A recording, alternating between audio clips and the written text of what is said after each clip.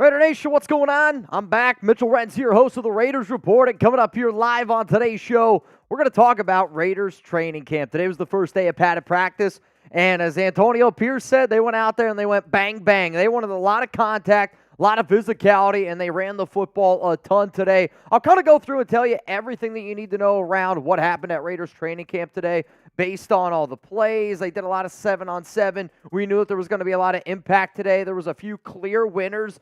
Some injury scares, but again, I'll keep you up to date on that.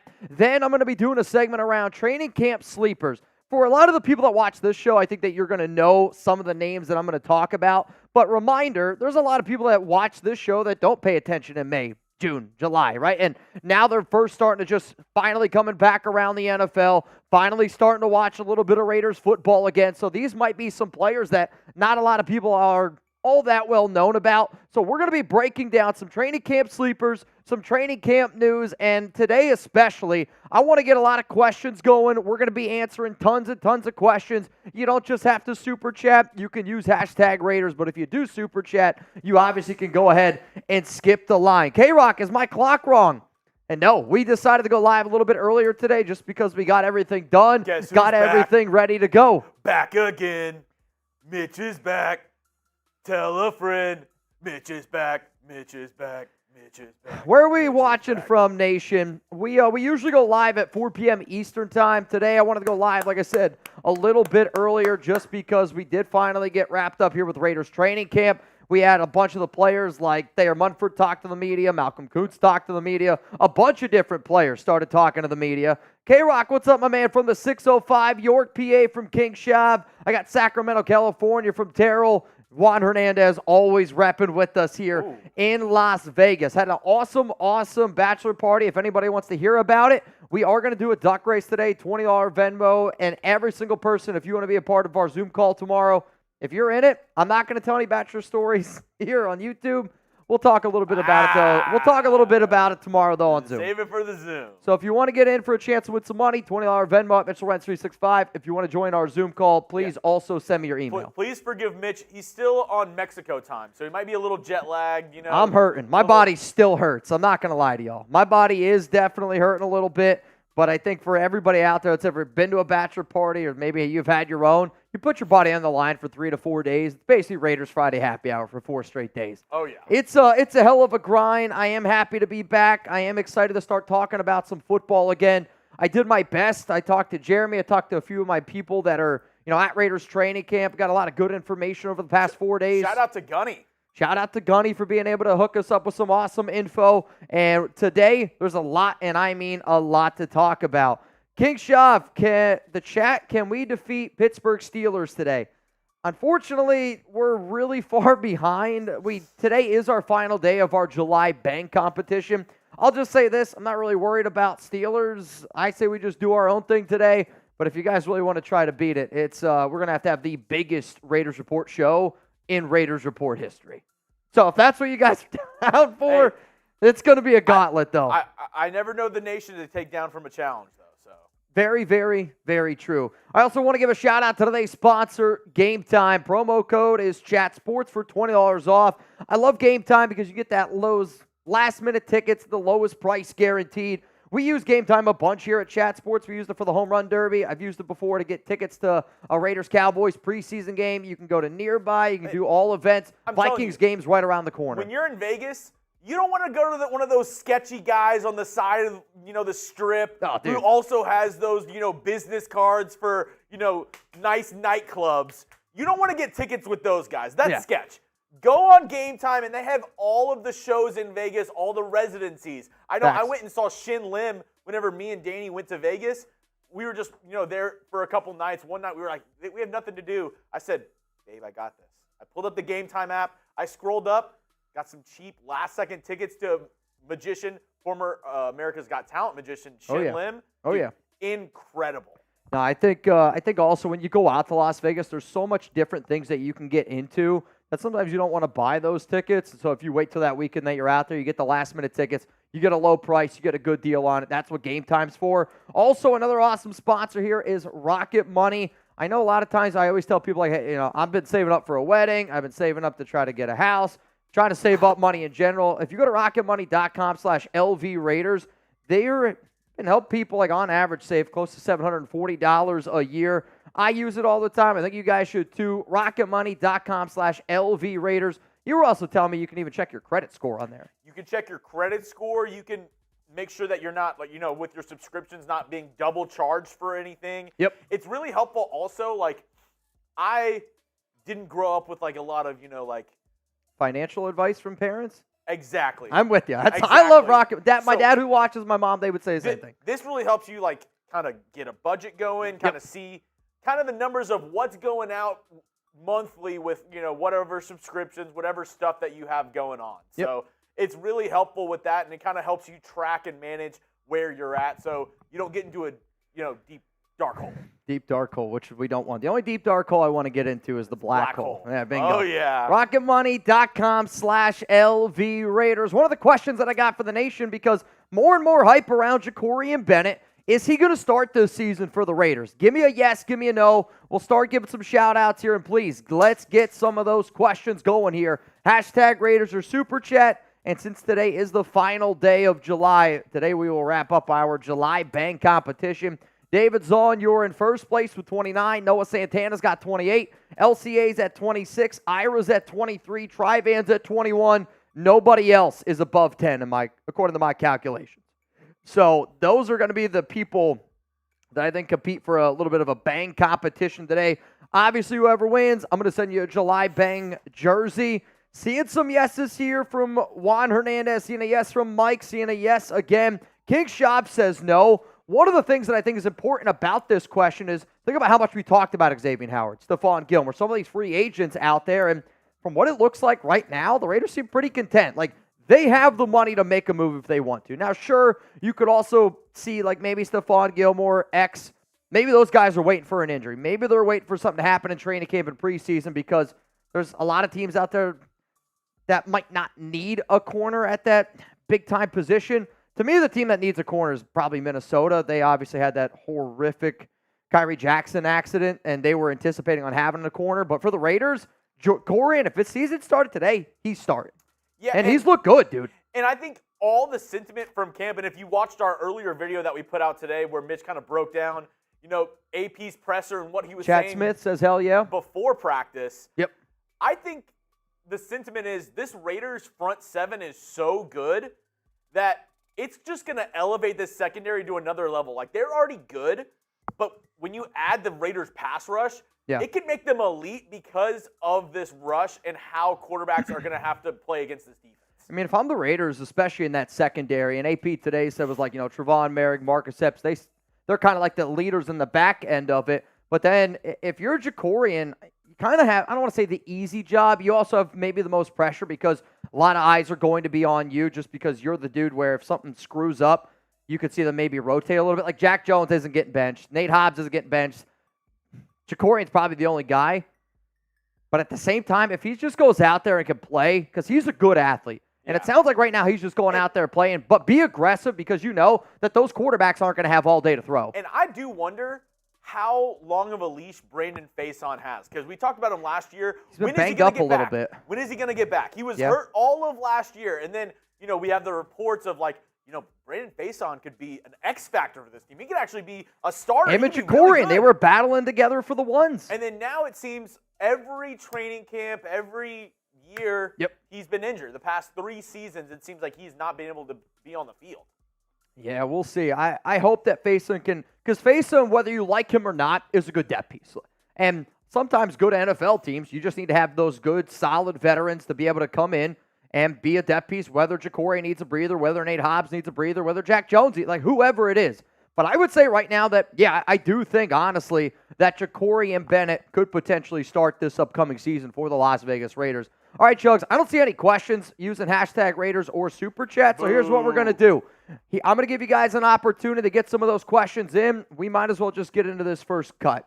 If we don't got any questions today, let's get into the first cut here around Raiders training camp. Just make sure you Slack McCullough. That way we can get it going. But if anybody wants to get, and I mean any questions whatsoever around the Raiders, around training camp, around some of the stuff that's going down, here's how you do it on this show. You ask your questions using hashtag Raiders. We treat it kind of like a mailbag of sorts, if you will. If you want to skip that line to get your questions featured, you can go right ahead and you can super chat. So the first thing that we got coming up here on today's show here on the Raiders Report is all the Raiders training camp news that you know. There were two players that I thought really went out and balled out today, both one on offense, one on the defensive side of the football. And then also, like I said, a little bit of an injury scare. We'll talk about what happened. Also, we'll break down Aidan O'Connell, Gardner Minshew, all of those kind of good stuff there because there was a lot, and I mean a lot to talk about today with that first padded practice. They went out there. They got physical. You got a guy like Richie Incognito talking to the offensive lineman today. You absolutely got to love it. And I'm excited to be able to break all that down for you guys coming up here on today's Raiders Report show. Possibly, Father, any thoughts on Anthony Brown? We'll talk about Anthony Brown here in a second. He might have made the biggest play today from the quarterback spot. So we'll break him down a little bit. Possibly, says Raiders, any thoughts? Nope, that was the one I just read, right? Rebel, you started the stream early. I did start the stream early. We had everything ready to go.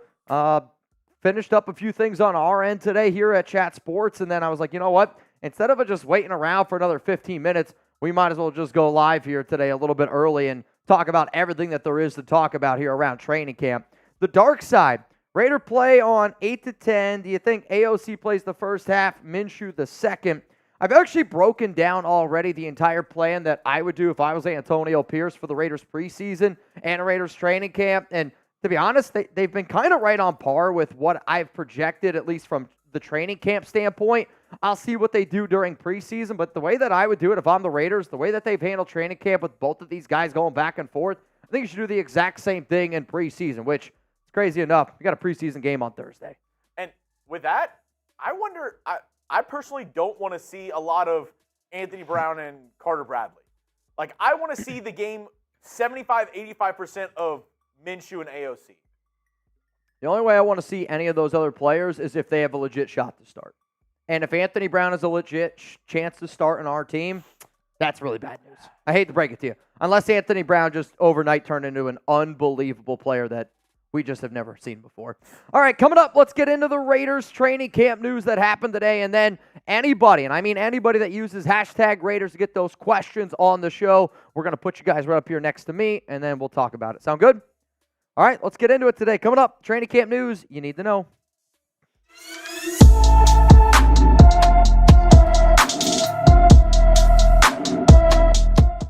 Raider Nation, what's going on? It's Mitchell Renz here, host of the Raiders Report. And coming up, we're going to be breaking down the first day of Raiders padded practice. Antonio Pierce said bang, bang, and he wanted a lot of content. He wanted a lot of physicality. And you know what, damn it? It's one of the things that I'm super fired up for because teams take on that identity. They take on the identity of their head coach, and you could clearly see today that the Raiders are going to be one of the most physical football teams in the NFL. And based on all the training camp practice that we've seen so far, this was the most important one. You know how also I know it was important? You got this guy on the sideline. And Mark Davis, anytime you got the owner who's sitting there talking to Tom Telesco, he's on the sideline looking over practice, this is a big investment for him. And I don't even mean like the Raiders in general. Him taking his team to California, doing everything that he did, he had a big investment, and he wants to see that it's paying off. And you know what? All signs show that this one is paying off. If you're wondering why you should If you're wondering why you should subscribe to the Raiders Report, I promise. I just came back from my Bachelor party, and I feel like I'm still there at times. Raiders training camp news updates every single day. Chuggs and I, we usually go live 4 days a week, but with training camp and once the regular season gets going, if there's news to talk about, we'll put that video ASAP Rocky. If the Raiders go out and they sign anybody, we got breaking news coverage. 100% for free, and on Raiders game days, we party Oakland style. So a lot of the training camp notes that you're going to see today are in order of when that they happened at Raiders training camp. They did a lot of running practice today. Like, I mean, a lot of running. If I had to say, put a number on it, if they ran, let's say, 100 plays, which they didn't, but if they ran 100 plays, I'd say like 80 of them were running plays. They wanted to get out there. They wanted to get physical. And even though the offense, according to reports, was better today, clearly the defensive side of the football was the better side of the football. One player who's just continuously not practicing is John Jenkins. And, you know, like this is always the time of the offseason where people do start to hit that panic button a little bit. Everything I'm hearing about John, just, you know, he's up there. They want to make sure that he's healthy. They want to make sure that he's ready to go when you're 34, 35 years old. I think at this point you're not going to learn too much from training camp, especially with a defensive line coach you have plenty of familiarity with, especially when you got working on a defense that you have plenty of familiarity with. To me, one of the biggest winners from the defensive side of the football today, if not maybe the biggest winner, was Adam Butler. He was flying all over the football field, made a lot of key stops early on in the practice for the running drills, which for me, I like Butler's game a lot, being able to take on the double team. And I used to always say that he was probably one of the most underappreciated Raiders defensive players that we had on our team last season. So to see him step up is a really, really good sign. I'm still hoping that you see some of these other younger players potentially step up as well. But it looks like right now, if the season were to start and if John Jenkins isn't in there, it's going to be Christian Wilkins. It's going to be Adam Butler. Those would be your top two defensive tackles. Then if Jenkins is healthy, he's going to be your main guy. The other dude that I would say stole the spotlight today, and it's, where there's smoke, there's fire, and it's Dylan Laube. Dylan Laube is absolutely on fire right now, and he's a player that just continues to climb himself up depth charts, worked with the ones today on third down, and the fact that he's already working with the ones already on third down, I think is a big sign that shows what this coaching staff thinks of him. Like, the first day of padded practice, Dylan Laube working with the threes. That's a monumental thing. And Laube, before padded practice, said this, and I thought this was an awesome quote. And you know what? It fires me up for this guy. Pads are about to come on, so now we're about to see who the true players are. I mean, yeah, you can run around in shells and helmets and make plays, but when the pads come on, that's when the true player comes out. You've got to strap it up and get ready to go. I just want you guys to know it's going to be fun, not just for me, but for this whole team. When you heard players like Malcolm Koonce today spoke to the media, Thayer Munford spoke to the media today, Divine Diablo, I think one of the common things that over and over and over again is just being hyped up to me is this team loves each other, and the fact that they're all hanging out with each other after practice. This is a very, very close group, almost kind of like a college football team where they start to know each other. And you're starting to see players talk about how they're creating that brotherly vibe. And when you play 17 games, when you're just a big-time, highest level of competition, any competitive advantage that you can find, that's what helps build great football teams. That's what helps build great franchises. And I think Antonio Pierce is installing the idea of, we're building a brotherhood here. We're going back to the old Raiders ways, and it is becoming contagious with a lot of these players here. So Dylan Laube continues to impress. And I'm going to keep on asking questions around Laube because I think that he was the star of training camp. Like, Max is always going to get his. Devontae is always going to get his. But Laube was the main star today. So give me more or less. This is going to be the pinned comment here on today's show. I'm going to give you my answer after this YouTube ad break. I believe that Dylan Laube is going to get more than 500 combined yards on offense this season. I can remember that a Raiders beat reporter a month ago said that this guy might not even make the team. We made a video about it being like, bro, you got to wake up here a little bit. I can remember being on Twitter defending, saying that one of my biggest sleepers this upcoming season, Dylan Laube. And I know 500 combined yards might seem low to some people out there. Some people might want to go a little bit higher. Here's the thing. Zamir White, he's still the running back one. That's not changing. Like, even if Dylan hits that peak, he's still going to split reps with Zamir. So what you're going out there and hoping for, at least for me in my book, is that Laube can maybe get, let's say, 200 rushing yards. Let's give him like 300 receiving yards. There's still just so many other mouths to feed on that offense, whether it's Devontae, Jacoby.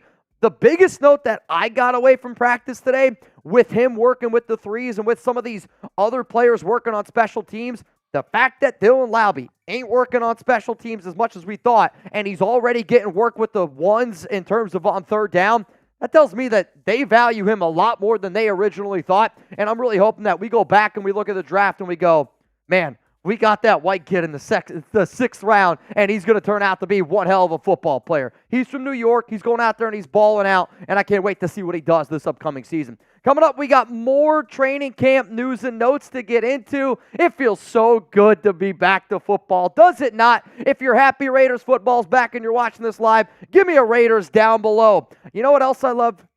I love being able to save money. And shout out to Rocket Money for hooking up Raider Nation here, saving some money. And if anybody doesn't know, well, now you do, because Rocket Money is a personal finance app that helps find and cancel your unwanted subscriptions, monitors your spending, and helps lower your bills so that you can grow your savings. With Rocket Money, I have full control over my subscriptions and a clear view of my expenses. I can see all of my subscriptions in one place, and if I see something I don't want, Rocket Money can help me cancel it with just a few taps.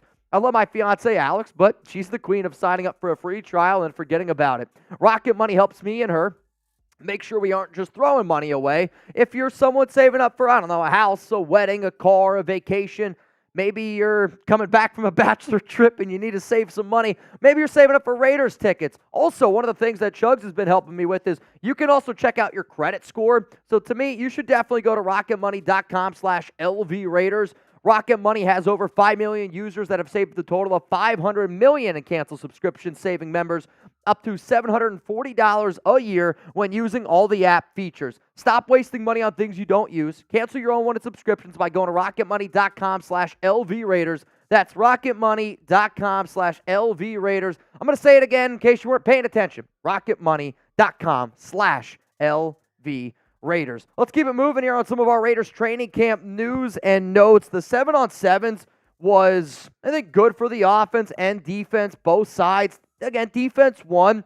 I've also seen it being reported that Gardner Minshew had the better day. I saw it reported that Aidan O'Connell had the better day. I got a text message from one of my guys saying Minshew was good, but the best quarterback was Anthony Brown today. Bottom line is this. I want all of y'all to be able to take as much information from as many people as humanly possible. Like, just because I say something, don't just believe just me, right? Like, I have different sources. Other people have different sources. Like, you need to be able to take in all everything that you're hearing about this quarterback battle, because from what it sounds like, it's legitimately a 50-50 race.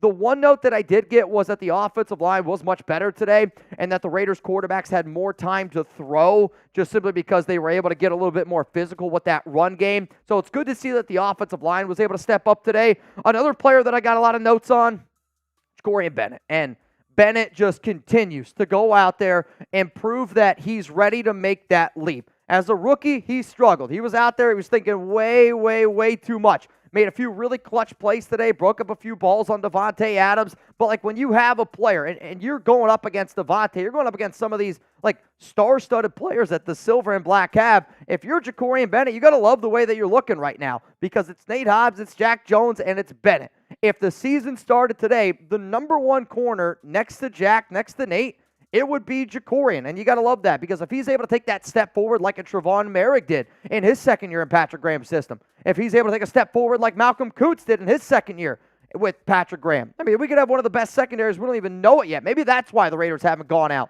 and signed anybody with the salary cap space that we have. Another guy that continues to make big plays is Nate Hobbs, and I feel like last week I was told that Jack Jones looks like he's the best corner on the Raiders, and just over the past 2 days, like, Crosby's going to go out there and do his thing.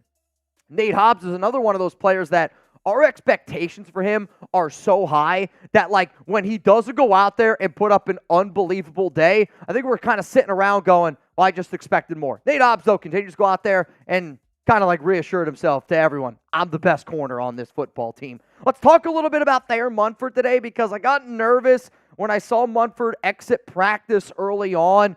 DJ Glaze, they filled in for him nicely at right tackle. Luckily, Munford was able to come back. He injured his left hand, and the fact that he was able to return to practice, to go out there and compete in a physical practice. And, like, the physicality of today's practice on a scale of 1 to 10 for training camp was a big old fat 10. And I mean that. Like, it was as physical as what you're going to get from a training camp practice. So the fact that he was able to go back out there and then he was able to talk to the media, he also said that his hand is good. I think those are all good signs. But if there's one thing that we got to talk about, it's this Raiders offensive line that, you know, is clearly battling some injuries, at least right now, where you got Colt Miller, you got Jackson Powers-Johnson. Thayer Munford left for a brief time, and when Munford ended up leaving the practice field today, this is what the Raiders offensive line was looking like. You had Andres Pete at left tackle, Cody Whitehair was at left guard, Andre James at center, Dylan Parham at right guard, and then they just put the rookie DJ Glaze at right tackle.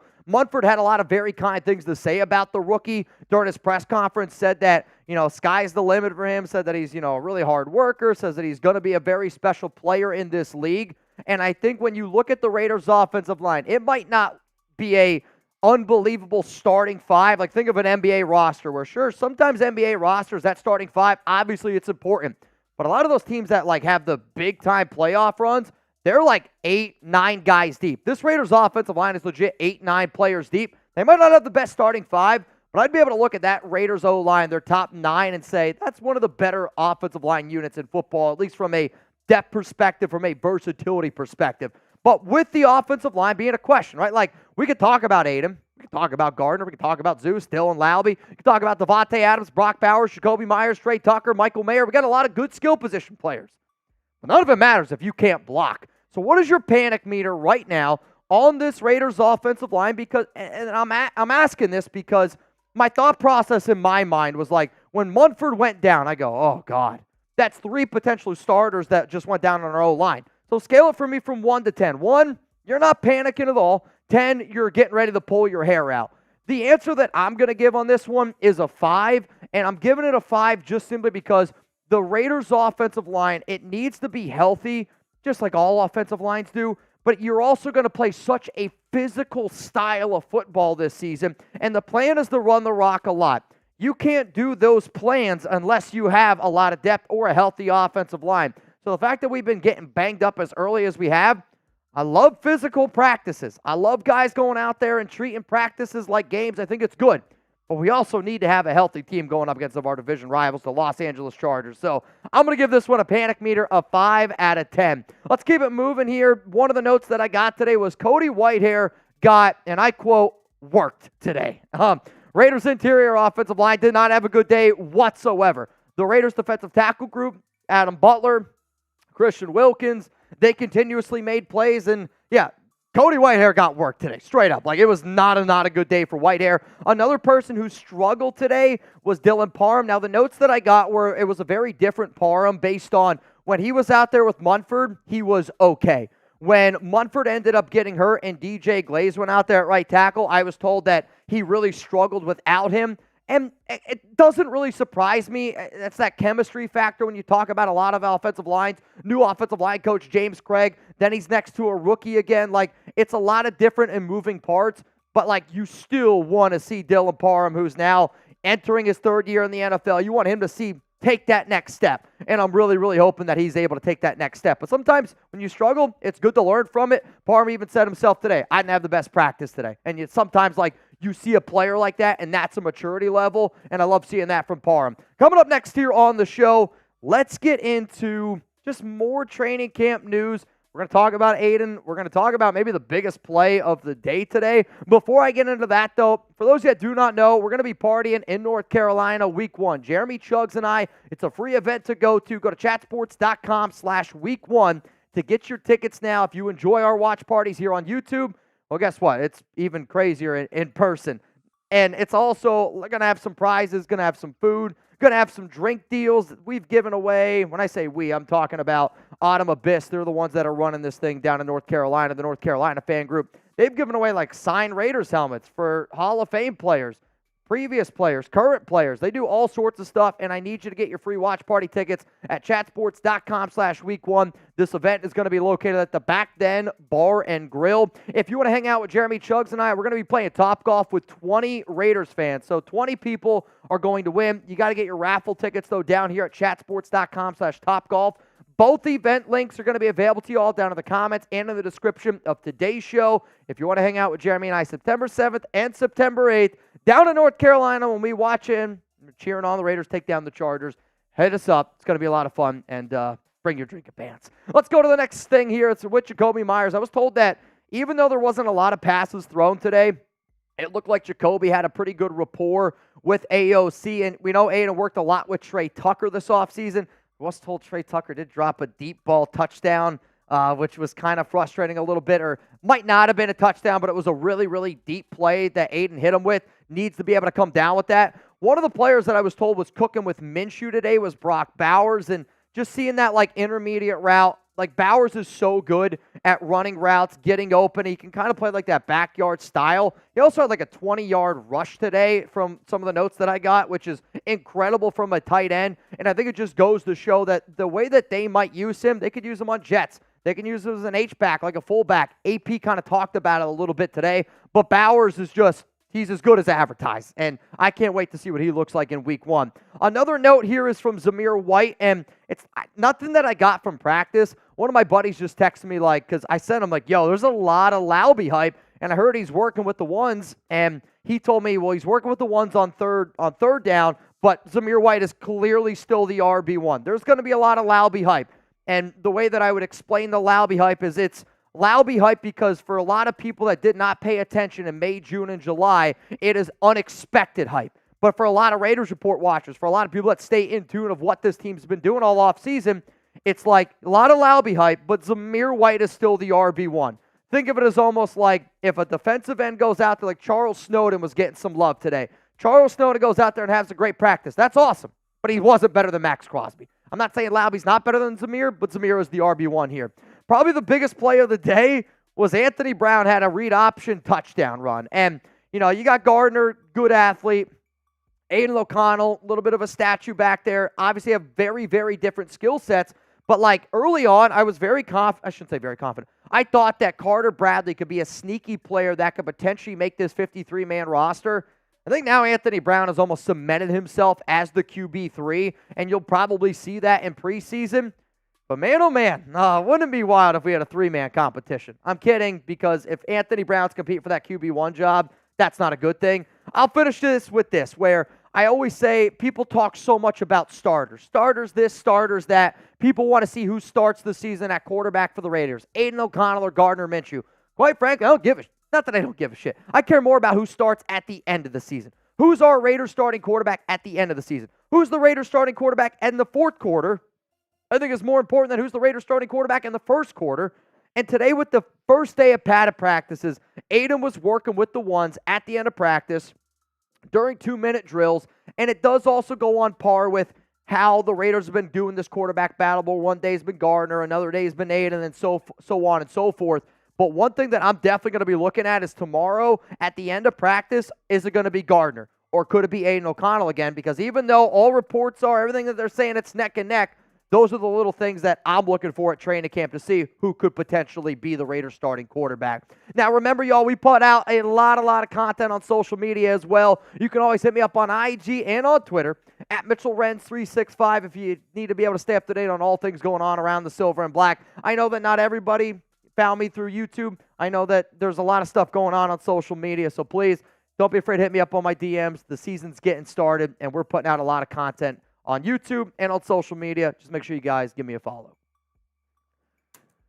Chuggs, what's your favorite Olympic event? For those of you that do not know, the Olympics are going on right now. And reminder, we do have a duck race happening. We'll kind of go through some of the different deals of today's show. Reminder, today is the final July Bang competition. So for a lot of the people that wanted to try to win that, good luck to you. I will say this, though. I really wanted to do a better job of this week going into the season of I'm not going to be drinking even close to the amount of what I did during the season last year and in the years previous. My body hurts today. Had a hell of a bachelor trip. I'm hurting today, though. I'm not going to lie to you. Oh, yeah. There was a lot of cervezas going down. But what's your favorite Olympic event? What's y'all's favorite Olympic event? For me, I have an answer that might be, my favorite Olympic event, honestly, is more of a winter event. But what is it? Winter event, it's curling. How did I know you were going to say curling? Curling is elite in the winter. Bobsled's pretty dope. Oh, don't clip that. Don't clip that. Do not clip. It's a broom. It's a broom. Martin, it's a broom. It's a broom. I'll say, for sprinting is my favorite one. See, watching the 200-meter, watching the 100-meter. Simone Biles today, watching that was wild. I obviously like men's basketball, volleyball as well, but I like the sports that I literally only watch every 4 years, like gymnastics. Sure. Swimming. I don't watch the... To be honest, when I watch USA men's basketball, I get nervous just because it's like they're expected to win, and when they don't win by 10 points, 20 points, I'm like, what happened? Oh, yeah. Dude, but the swimming, whenever they're the home stretch, and you're like, go! Like, yeah. It's like when you're at the racetrack. Dude, I agree with you where I like sports that I don't usually watch, though I wish that the Olympics did a better job of explaining, points or whatever. Like, the women in the gymnastics today were celebrating that they won before anything was up on screen. They're like, you could tell that they won. And I'm like, how? I just want to know. And then it was like they won by 5 points. Is that a lot? Is that a touchdown? Is that 3 touchdowns? Is that 5 field goals? I don't know. So, like, I just wish I knew more about it, and I wish the Olympics did a better job of explaining, like, this means this, that means that, and it's like, it shows you. A new event they have this year, and this is where I'm kind of with you, where I saw that it was a new event, and I'm so confused on how they're even judging it, how you win breakdancing. Breakdancing is an Olympic sport this year. I don't know how. Can't wait. Is it just who has the most swag? Like, how do you judge this? Like, yeah, I don't know. I mean, there's a lot of times where I actually wonder if they showed a routine of somebody and there wasn't the name value there. Like Jeremy Chuggs from the U.S. The only way you're winning is if you actually rip out your heart and then break dance on it. That's the only way you're winning. Yeah, I mean. Sienna, what's up, Sienna? I see skateboarding from Aidan, swimming from Seth, synchronized diving from Sienna, which is synchronized diving is pretty wild. Me and Danny were watching that 2 nights ago. Okay. Dude, it is insane how in sync these people are. Yeah. Like the synchronized ones where they're two and they both do the same move, and it's literally like they slow it down frame by frame, and it's like, oh, see, her fingernail touched the water like a half second before hers did. It's wild. Yeah, synchronized diving. I always wonder, like, that's got to be one of the hardest sports to practice for. And see, like, I love hockey. Like, volleyball's cool, but I like the events that like I said, only watch every 4 years. I'm with you. Uneven parallel bars, ridiculous, Jansen. Ridiculous. You're watching that today a little bit, and you're just like, how is that even possible? Water polo's nuts. Water polo is fun. I like that answer.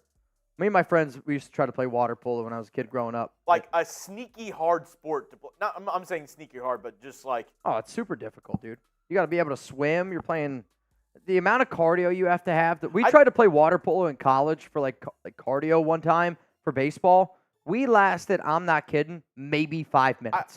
I think PD and me were talking about it earlier, and it's like, I'm surprised more people don't get sick/drown because they're like dragging each other down. You can't touch the bottom. Yeah. It's unbelievable.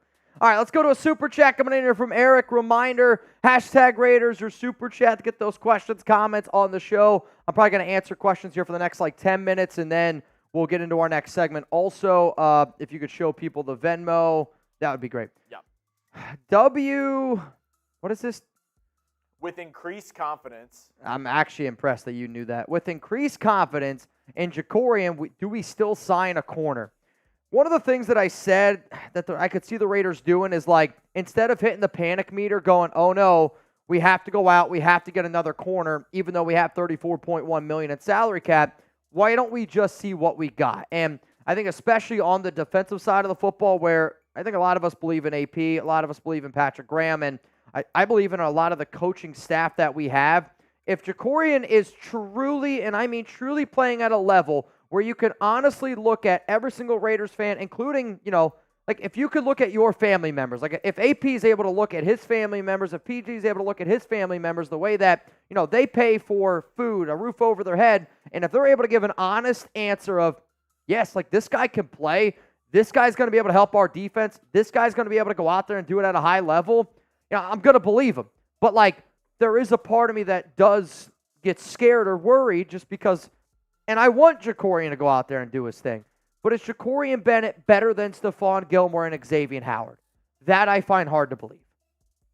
Now, can he be better? And maybe, like, that's the plan. Maybe AP and Telesco are just so confident that they're not going to get fired this year. And I agree. I don't think that they're going to get fired either, that they're like, this makes us better in the long haul. I wonder if also the Raiders are waiting to address bigger positions of need once 53-man cut-down day comes around. That could happen. Because if you're looking like, oh, we can pay Stephon Gilmore X amount or X amount. Yeah. And it makes us like this much better. But like we've said, like the cornerback room is already going to be a ton better this year because of the Raiders pass rush. Sure. And it's like, do you want to spend that money on a corner that makes you a little bit better in the corner room because they're going to be a little bit better. Obviously, the corner room will be really good. Or do you maybe wait out and see what's up with Colt Miller, this offensive line, and go, hey, we need to pick up another offensive lineman that gets cut from another team or find another offensive lineman somewhere or maybe another wide receiver because you're not sure about the wide receiver 4 or 5 on this team and nobody really jumps off the page. I mean, but then I think the other aspect of that is we're always sitting up here thinking like the Raiders can just do it. I mean, if you're Stephon Gilmore, if you're X, or if you're, some of these other corners, do you want to go through training camp? Like, do you want to deal with the preseason? Do you want to deal with all that? Or are you like, you know what? I'm going to get myself in shape. If I'm at that age. And that's the other thing. At that age, too. That also makes me nervous, though, to learn the defense. Well, I was going to say, at that age, where Stephon Gilmore is in his career, I think he is trying to go to only teams that he is, like, positive have a chance to win a Super Bowl. And I'm not saying, like, the Raiders are the worst team or whatever, but if you're a free agent and you're, like, signing 1 or 2 year deals, do you think the Raiders give you the best chance to make the Super Bowl this year? I mean, the quarterback situation, like, worries me a ton with that. And if you're Stephon Gilmore or X who's trying to ring chase at this point in their career, they're probably wanting to go to a team like Baltimore Ravens. Sure, they probably want more money to sign with the Raiders. Yeah. Yeah, and I get that. That's fair. If anybody wants a chance to get in our 50-50 raffle today, it's a $20 Venmo at Mitchell Renz 365. Reminder, if you do get in and you want to join our Zoom call tomorrow, we'll do one at 5:30 p.m. my time, so 6:30 p.m. Eastern time. If anybody wants to hear some bachelor party stories, send in a $20 Venmo for a chance to win some money today. And then tomorrow, we'll talk a little bit of some bachelor party stuff. What's up, Chad? If Munford don't do his thing, who can we pick up in free agency? The Raiders won't make any moves in free agency, I think, at the offensive line at this point. They sign Andres Pete, who's a former Pro Bowler. Cody Whitehair, I think they're hoping turns into Greg Van Roten from last season. And because they drafted Delmar Glaze, they like Dalton Wagner. I don't think that the Raiders honestly go out and they sign anybody else. JPJ is going to be okay. Colt Miller, I'm hoping, is okay. Like, that's one where, Miller's team themselves told me, like, probably 2.5 weeks ago, that they were hoping he was going to be good for training camp. And we got that inside information from Gunny. He talked to somebody close to JPJ in his camp and said, they're just being more cautious because JPJ got a stinger on his elbow, and it kind of made his arm go numb a little bit during practice one of the days. Mm-hmm. So I think, like, that's where, at this point, a lot of people are just being safe. But from an offensive line standpoint, I really, truly do not think that they would. The only way would be maybe just more depth. Like, it's not going to be somebody that's going to start for your team. A trade would probably be more likely to go out and get them. What's up, Noah? Who will have a better season / look the best, AOC or Drake Maye? If you ask some people in this office, Drake Maye won't even start the first game of the season for the Patriots. Some people, I'm not saying that. Some people in the office I mean, he might not. I think he starts game 1. I think somebody's I think he's better. I think somebody's going to have to eat crow because they've been saying that Jacoby Brissett's going to start week 1. And I don't think that's going to happen. I actually don't know if it's that far-fetched of an idea. Like, I mean, I'll admit, if you had to ask me who do I think has a better season, I might actually say Aidan O'Connell based on numbers because the Raiders just have way more talent on offense than what New England does, especially from the receiving standpoint. I mean, like, that's just a fact. But, like, the better quarterback is Drake Maye, and I don't know if it's all that close. Yeah, I just think rookie quarterback. Maybe not right now. Like, year 1, I think Aidan will be better. Rookie quarterback with a ton of, unproven talent at the wide receiver position. I mean, people are talking that their best receiver on their team might be one of the rookies that they drafted. So you don't know what you really have in that Patriots offense. Also, Gerard Mayo, a defensive-minded head coach. But I mean, I also said, like, and you guys know how much I love Drake Maye. I said whatever QB ends up going in New England, that's like the last place I would have wanted to go. Because for a rookie, I mean, it's also about landing spot. It's also about destination. And for Maye, like, I hate the destination, him going to New England. Yeah. There's not a lot of talent there. And it's cold. That team's going to rely on playing defense. I like Maye the prospect, but he also not in the best situation, man. Not at all. Let's go to Chi-City Raider. Mitch, how was the bachelor party? It was just 3.5, 4 days straight of just out in the sun, at the pool, at the beach. Total rager. I mean, a lot of drinks. I mean, you're just hanging out with, like, your guys. Your biggest worry is, like, am I going to miss breakfast at 11? Like, we got up every day at 8, got in a good workout, went for a run. The run streak lives on. the run streak lives on. It's not my streak, but just being able to, hang out with your best friends. Am I still hungover? No. My body does hurt, though. I mean, I've been battling, I think, for like the past 36 hours of just how tired I feel. My stomach is in absolute shambles. Am I going to do a shot today? No. Am I going to do a drink today? No. I literally told Jeremy, I said, you guys literally can't make me do it. I'm telling you right now, you literally wouldn't be able to make me do it. A reminder to Chi City and everybody else out there, if you want to know everything that went down, every single detail. I'm not going to say it on YouTube. I will say it tomorrow, though, on Zoom. Every detail, whatever you want to know. Dun, dun, dun.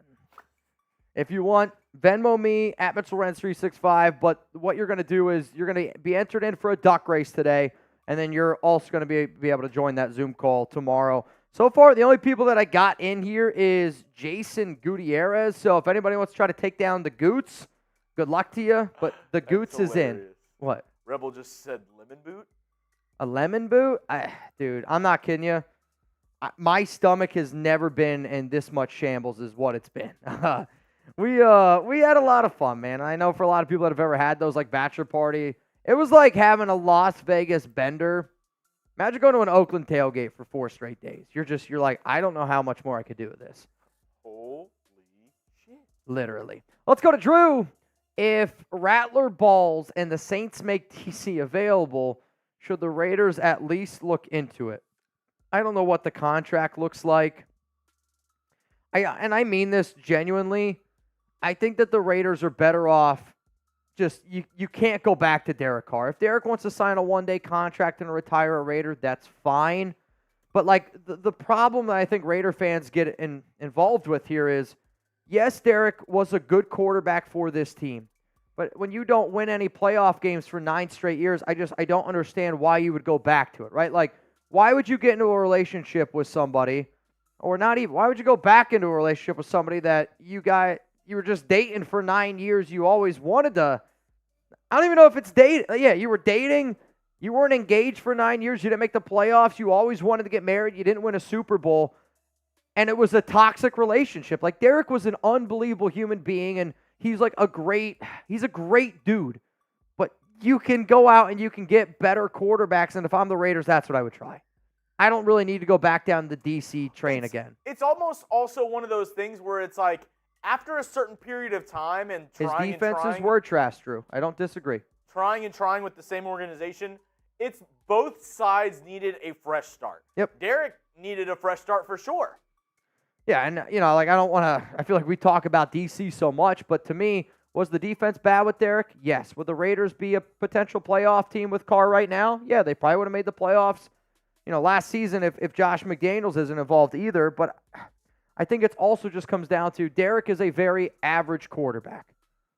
Average quarterback making $40 million a year. I'd rather you try to see what you got in Aidan before you go back to Derek Carr at that average money. Like, for you to go back to DC, Aidan and Gardner would have to be so miserably bad. Like, legitimately. They would have to be worse than I think anybody would even think about it. I'm good, though, on DC. Let's go to Robert. Chuggs did a great job in your absence. Is this why you put this up? I think all the nation was impressed, and Raiders. I know Chuggs does a good job, and that's why I had Chuggs do it. Like, it's always like that battle that you have when you do a job like this where I would have loved Chuggs to come to my bachelor party. Shit, like, that's somebody that I party with all the time. But, there's also like that double-sided coin of, we have a job that we have to be able to do, and if I'm not the one making videos, then it's usually Jeremy, because I also know this. If you guys were to get a Raiders Report video and it's not Jeremy and I, most of the people that watch the show are going to understand there's going to be that percentage of people like, what the F is this? Who the fuck is this guy? Where the hell do we get this guy? Let's go to the dark side. What's up, dark side? Reminder, if you want to get your questions, comments on the show, #Raiders, or you can super chat to skip the line. How much confidence, a.k.a. just win babies, do you have in our new OC, Luke Getsy? Given the fact that he failed as OC with the Bears, I would give it 2 just win babies. I think it's 50-50.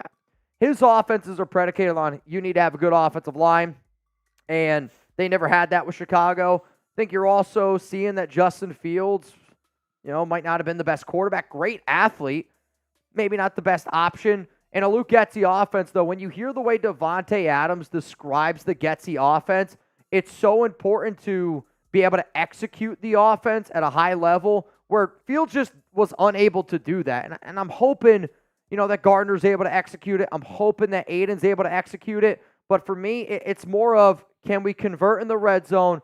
Can we take care of the football? Because I think if we take care of the football and if we convert in the red zone, the Raiders aren't going to be an offense that's putting up 30 points a game. But if they get to the red zone 4 times a game and they're able to get to that 24-point mark that Antonio Pierce wants, if Raiders score 24 points a game, you're going to be a 10-win team. With this type of defense, you're going to be a 10-win team. So to me, I'm really looking at Getsy's execution in the red zone and how many times can we, get down there and not turn over the football. Before we get into the next segment today on the show, I do want to tell everybody that we're going to do a Raiders Report meetup. It's going to be on August 14th. It's in Las Vegas. The address is where you see down below. This is the greatest dinner Jeremy Chuggs and I have ever had. We're going to be hanging out there with David Zahn, which, David, check your email. I'm pretty sure that we sent you all the flight details and everything today. Taino Raider, we're going to be having dinner with him as well. So make a reservation on Open Table. It's going to be, and then in the notes, put Raiders Report on the discount. I actually have that link if you want to put that for people in the comments. It's also in the description. I also wanted to say, I talked with, or I was messaging with Drew earlier before the show, and Drew was like, I won't be there, but I'll be at the, first Raiders preseason game in Vegas. Sure. If you want to have a great meal, and I'm not giving any promises, but I'll tell you this. There's a more than likely chance if you put Raiders Report in a reservation to Joel's Chophouse, they'll treat you really good. Yeah. They'll treat you really good. So if you're going out to a preseason game, if you're just out in Vegas and you're like, where do I go for dinner tonight? Yep. Go make a reservation at Joel's Chophouse and put Raiders Report in the description. And Joel will see that and he'll definitely be like, oh, this is a real one. Yeah, and I agree with that. I'm with Jeremy Chuggs through and through on that one. It's going to be an awesome dinner experience. So we're going to be at the practice. It's like from 5 to 8. Dinner, it's a late dinner. I get that. But it's the only time that we're going to be able to squeeze it in during our trip. It's going to be Wednesday, so literally like right after practice. I'm hoping that some people just roll right over to Joel's with us. Put on some, probably wear your Raiders stuff. I'm going to dress up a little bit. I'll put on some different clothes. Have dinner with Jeremy and I. We're going to be there closing down the place. Basically, from what he told me, we could stay late as long as we want.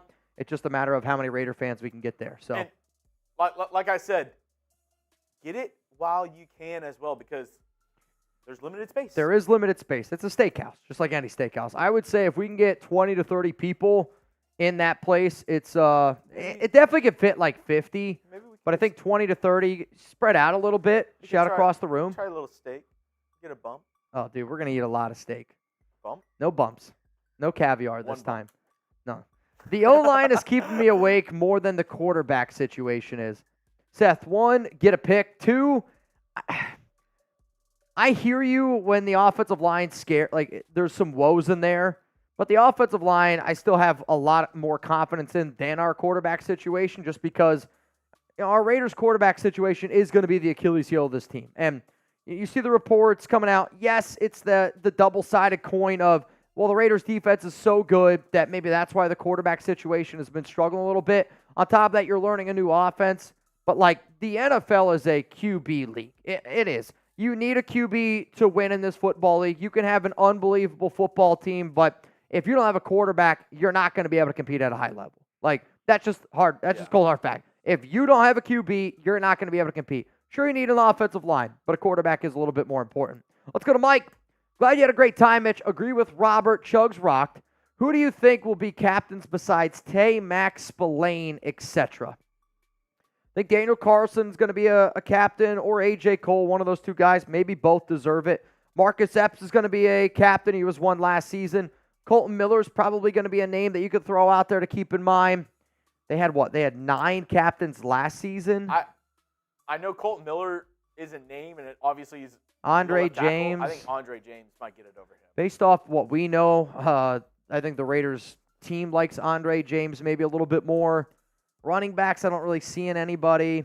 Wide receiver will be Tay. Jacoby could be a sneaky one. I don't know if they'll go 2 wide receivers, but I think he could be a sneaky name. Max Crosby. Wilkins. You say Wilkins in there? Wilkins I could see being one. Linebackers covered. Corners covered. Safety, yeah. I think that basically checks them all out. Is there anybody else, though, you guys think could be a captain? How about this real quick? Let me switch up my jersey. Let me grab a little bit of water here. But down below, I want to know from all of y'all, who do you think, besides the names that you see up here from Mike, who do y'all think is going to be a team captain? Can't get right. We have 3, Mitch. Bob and Moyer. Bob and Moyer would be crazy. I'm not going to lie to y'all. Bob and Moyer would be a little bit of a crazy one. Go hard. That would be a shocker. I'm not going to lie. All right, I'll be right back. Let me know. Who do you think can be a Raiders captain this year? Oh, captain, my captain. Colin Carlson. Hobbs. I vote Marshall Green from Rebel, Montana. What a great dad. Blaine Craig says Hobbs. Adams, Wilkins, and Crosby from the Dwyers. King Hobbs says Marshall Green. Josh I says the starting quarterback. That's kind of the interesting thing as well, because I was talking with Mitch. It's like, you don't know who's going to be the starter. 9 times out of 10 NFL teams, the starting quarterback is a captain on your team. What do they do if they don't know who's going to be the starter? Do they name both of them captains? And you just have a backup quarterback as another captain on your team? Do they run a 2-quarterback system? I don't know. You know what they say, if you have 2 Raiders, you really have none. Super chat coming in from Spoken. Sup, Mitch? Have not been online in a bit. Hope all is well. I still think we need a wide receiver 3. We have the money. Can we trade? And if so, who? Well, we broke this down after the Michael Gallup retirement. There's a video on the channel. If you search Raiders Report Michael Gallup, probably be one of the first videos that pop up. Mitch mentioned Michael Thomas as an interesting name that you could sign. See, when I did the video, it was the top 10 wide receivers. Like, if you're legitimately trying to find a wide receiver 3, then Michael Thomas is probably the best option out there for you, though I don't really see Las Vegas doing that. I think they are legitimately confident in Trey Tucker. Now, he has been obviously getting some work extra as a special teams guy. Yes, the Raiders signed Keelan Doss. That, to me, is more of a camp body for Jalen Guyton going on the PUP list, not so much maybe a replacement for what they thought that they could get in Michael Gallup. But I actually don't know if even the Raiders thought that they needed a wide receiver 3, because when you pay Gallup, and we reported on this show that we were told that he was playing on one leg, and when you see a receiver that is the caliber of Gallup at 28 years old sign a 1-year deal worth up to, it wasn't $3 million, it was worth up to $3 million. That tells me that even the Raiders were like, I don't even know if we need a wide receiver 3. So I know that the name value of Michael Gallup scared some people when he retired. But Trey Tucker's a hell of a player. To me, you need some more depth after that. Because if Guyton's not available, I mean, we're talking about DJ Turner. We're talking about, a guy coming up here in a little bit on the show when we get into some sleepers. But man, oh man, the other wide receivers out there that I would consider, I said Jakeem Grant could be an intriguing name if you want just another pure special teams guy to let Trey Tucker be that wide receiver 3. Everyone's been throwing out the name Hunter Renfrow. I know Renfro's another name that our fan base loves, but I don't think that Renfrow fits the physicality of brand of football that the Raiders want to run with this year. So because of that, I don't see that they bring him in. Now, if you could bring him in on a super, super cheap contract, sure, why not? But if you're Renfrow, I'm looking for at least $6 million a year. Yeah, I don't think that the move happens. Trade, people might want me to say Brandon Ayuk. That one's not going to happen. If the Raiders spend money at this point, maybe it's on some extra depth pieces at wide receiver. But then again, like Michael Thomas, what do you expect from him?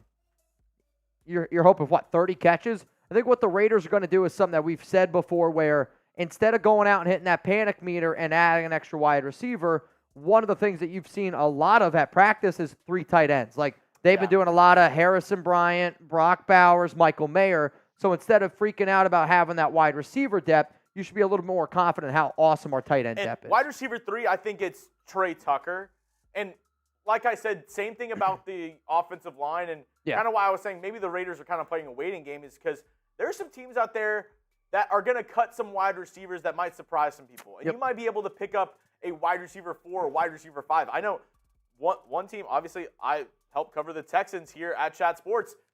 You could easily sign a Robert Woods, maybe even trade for a Noah Brown, like a 7th-round pick for him. If you need a wide receiver 3 or 4, both those guys, I think, would be good in that role for the team. But they're not going to make the Texans team. If the Raiders traded for a wide receiver, like, legitimately, I think the answer would be, like, probably like an Alan Lazard, who is, like, the 5th wide receiver on that Jets team, has some experience with Getsy. Now, sure, you're going to have to pay him a little bit. I think you probably have to pay him almost like $10 million per year in order to do it. But Trey Tucker is going to be a good wide receiver 3 for this team. The Raiders have some good targets to be able to throw to. Devontae, you got Jacoby, you got Trey, Michael Mayer, Brock Bowers, Harrison Bryant.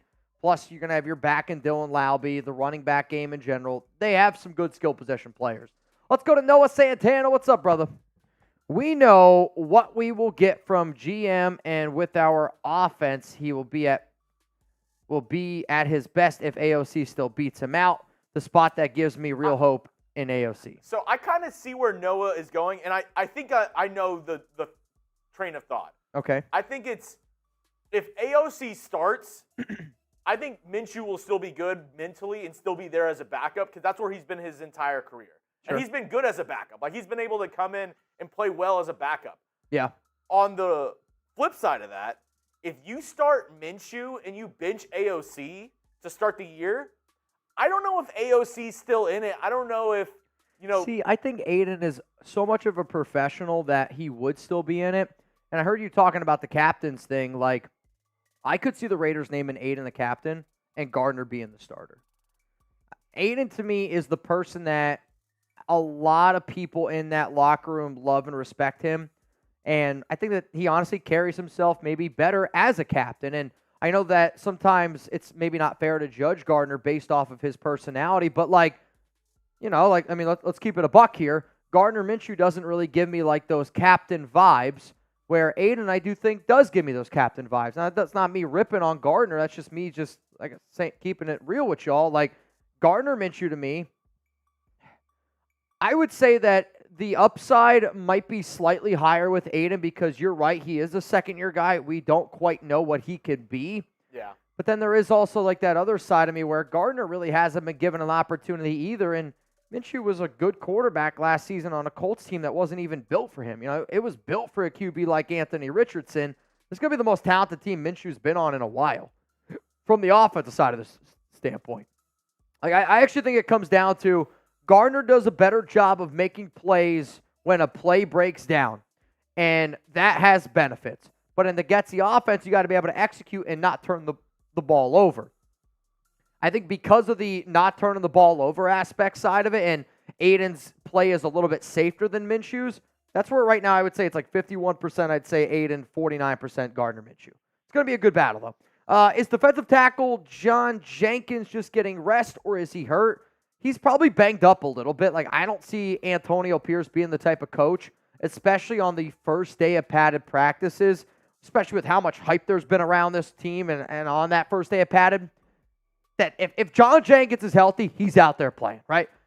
But there's also that fact of even if he's only 90% at 34, 35 years old, I can understand them just being like, you know what, man, it's not really worth it. Let's rest up. You know what you're doing at this point. Again, Jenkins has got connection with Rob Leonard from their time back in Miami. He's in this defense yet again for another year.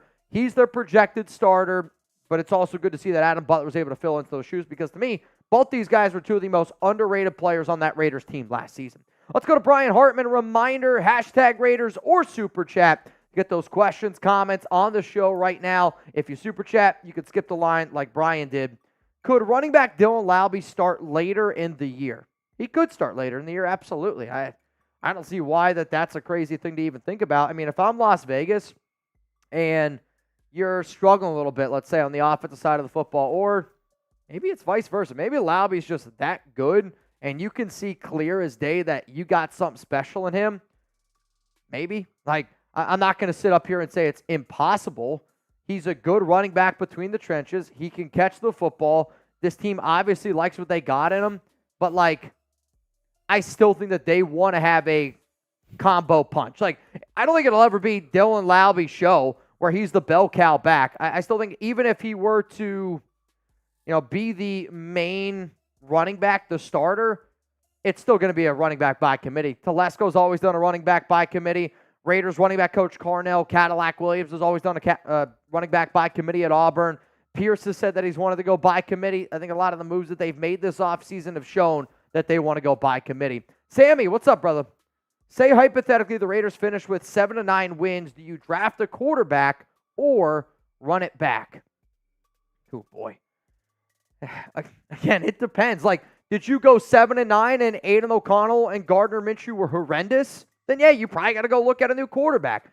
Did you go 7-9 and your defense got injured and you really struggled defensively? But, you know, like, it just depends where you're at. If the Raiders finish 7-9 this season for me personally, based on what I think of this team and based on what, you know, I think is going to happen, if you go 7-9, you're probably going to look for an upgrade at QB because I don't see this Raiders defense being a 7-9 win team.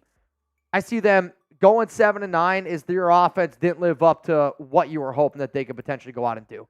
Because to me, like, you got to win 9 games this year. If Antonio Pierce can go 5-4 last season with McDaniels' team, if in general the Raiders were 8-9 last season, so you got to win 9 games to me. And I know it's not always, you know, based on wins and losses. It's based on greatness, is what Devontae said.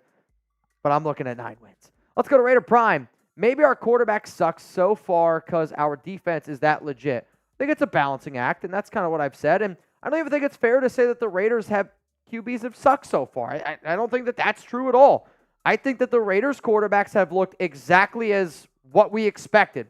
We expected them to struggle. You're going to struggle learning a new offense, going up against one of the best defenses in football.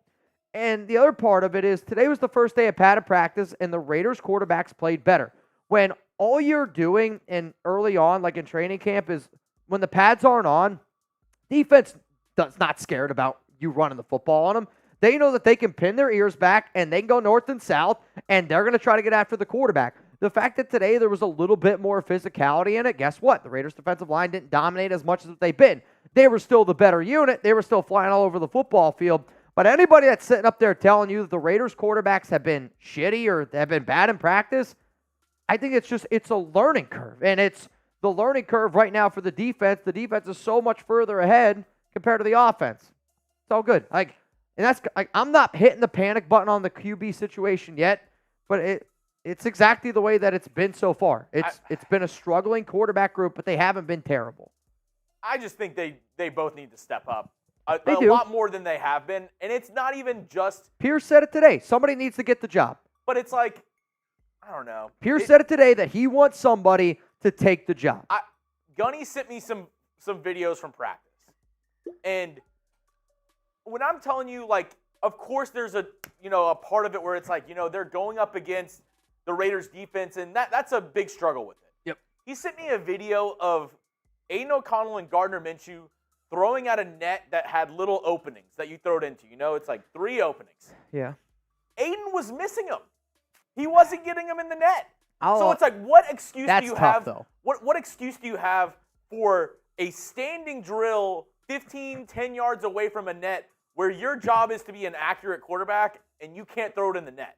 There's nothing with the new offense. There's nothing with that. I think plain and simple, Gardner Minshew and Aidan O'Connell both need to sack up and be a little bit better because if they want this job, if they want any chance to start in the NFL, this is probably their only chance for both of them. Because if it doesn't work out for Gardner, he's just going to be on to the next team being a backup quarterback. Sure. And I think the same thing with Aidan. If he's not taking it by the horns this year, if he doesn't play well, the Raiders are going to move on and they're going to find a free agent or they're going to draft somebody. I don't disagree that somebody needs to step up. Jamari Murray, you're in for the duck race, by the way. But I will also say to your net analogy, and I think it was the video. Like it was literally just he was not making it in the net at all. I haven't seen the video, so I don't know. Speaking of that, but just from like personal experience, throwing to a net is a lot more difficult than throwing to a person. My personal experience. But he's a professional quarterback. I get it, but like quarterbacks all over the league use this same exact net and they throw it in it every time. Not every time. If you're watching Aaron Rodgers, I think Aidan would be a lot more accurate. I think Gardner would be a lot more accurate. Genuinely, if a guy was standing there with his hands like this, I actually think that they would be significantly more accurate. But then, how do you explain guys like Josh Allen, Patrick Mahomes. I don't care about throwing into a net. But it's a bigger problem of they're not playing well regardless. They're not throwing accurately. You shouldn't have to have hands right there. You're a grown man, a professional football player. It's not a kid has I need a hand right there. That's your job, to throw it accurately and be an accurate quarterback. If you can't do that at the most base simple level, there's a problem. I just think that at this point, I don't want us to judge on people freaking out at the quarterback spot, because to me, the quarterback play is exactly what I expected it to be. The QB play is not going to be if you're expecting high-level quarterback play, it's not going to happen. But we just need QBs that take care of the football, execute this offense, lean on their running game, and then have an amazing defense. But I'll have to check out that video because, obviously it's a little concerning. That might just be also more of a confidence thing. I don't know. We don't have a good record by the bye. Adam's gone. We don't have a record by the bye. The only reason why I'm curious what you're saying here is I had an old college professor that used to always say bye to bye or by the bye, and I never understood what it meant. Yes, the Raiders haven't had a good record after the bye. Is that what you're saying? And so Las Vegas plays the Bengals. That's on November 3rd. That's week 9. The NFL trade deadline is November 5th at 4 p.m. Eastern time, which you want to talk about one of the craziest days. NFL trade deadline and election day on one day. Holy shit. I wouldn't even blame people for going on. You don't even need to go on the internet that day. Let's be honest. But I would say that the Raiders, if you're hoping that they don't fully sell, right? To me, if you're 3-6 after week 9, if you're Las Vegas, you got to all right, we got to look at ourselves in the mirror and say, we probably should sell. Let's prepare for next season. If you're 4-5, I still think that you're in it. And if I'm AP and I'm Telesco, I'm trying to figure out all the ways possible to make sure that we are in it this season, that we're doing the right things, because you want to be able to get them players next season to be able to buy into what you're selling. The Raiders can't tank this season, because if you tank, then next offseason, if I'm a free agent, why the hell am I going to come to the Raiders? And you want to go to a team that you fully believe in, because when you hear players talk about the way that AP's been coaching them up this season, if there's a lot of this. You just need to see it be able to get backed up, and I really, really hope that that's able to happen. What's up, David? What's my skincare routine? Just genetics, or do you guys have a routine? Also, my Bowers jersey just came in. Got it through Chat Sports Raiders. Dude, that's awesome. Thank you for using our links. It does help us out a lot. My skincare routine. Alex would hate me if I told you all this, because, Alex, I've never seen anybody take better care of their skin than my fiance.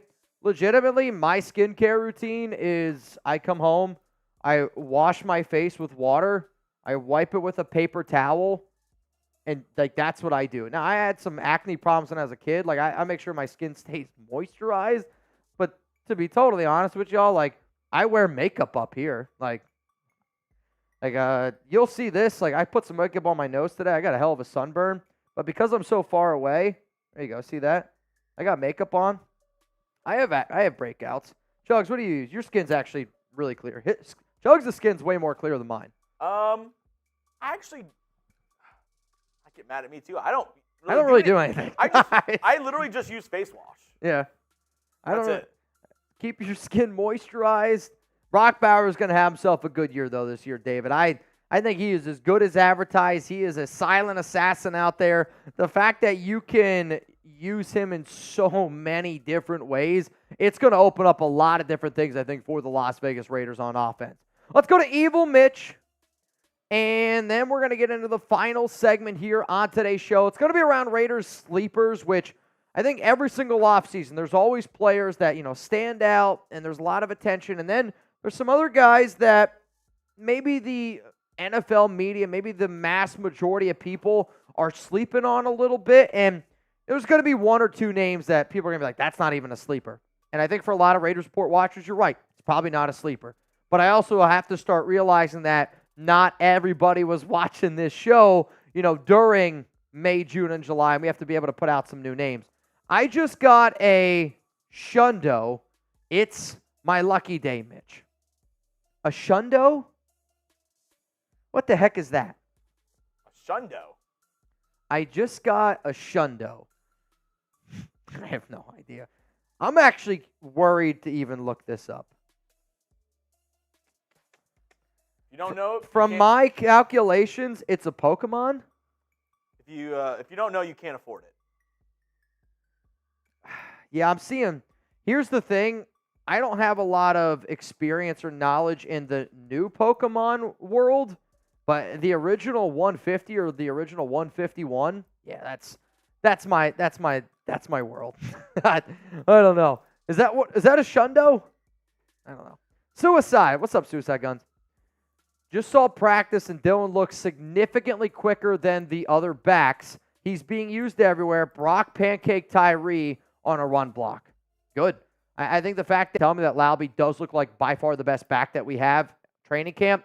But again, it is just training camp. We'll see kind of what it looks like, once the pads go on, once the regular season hits, because Zamir's built for padded practice, right? Like, Zamir's not built for May. He ain't built for June. He's not built for he's built for the physicality aspect side of football. And I do think that the mentality of going up against that all the time is going to be pretty rough, I think, for defenses.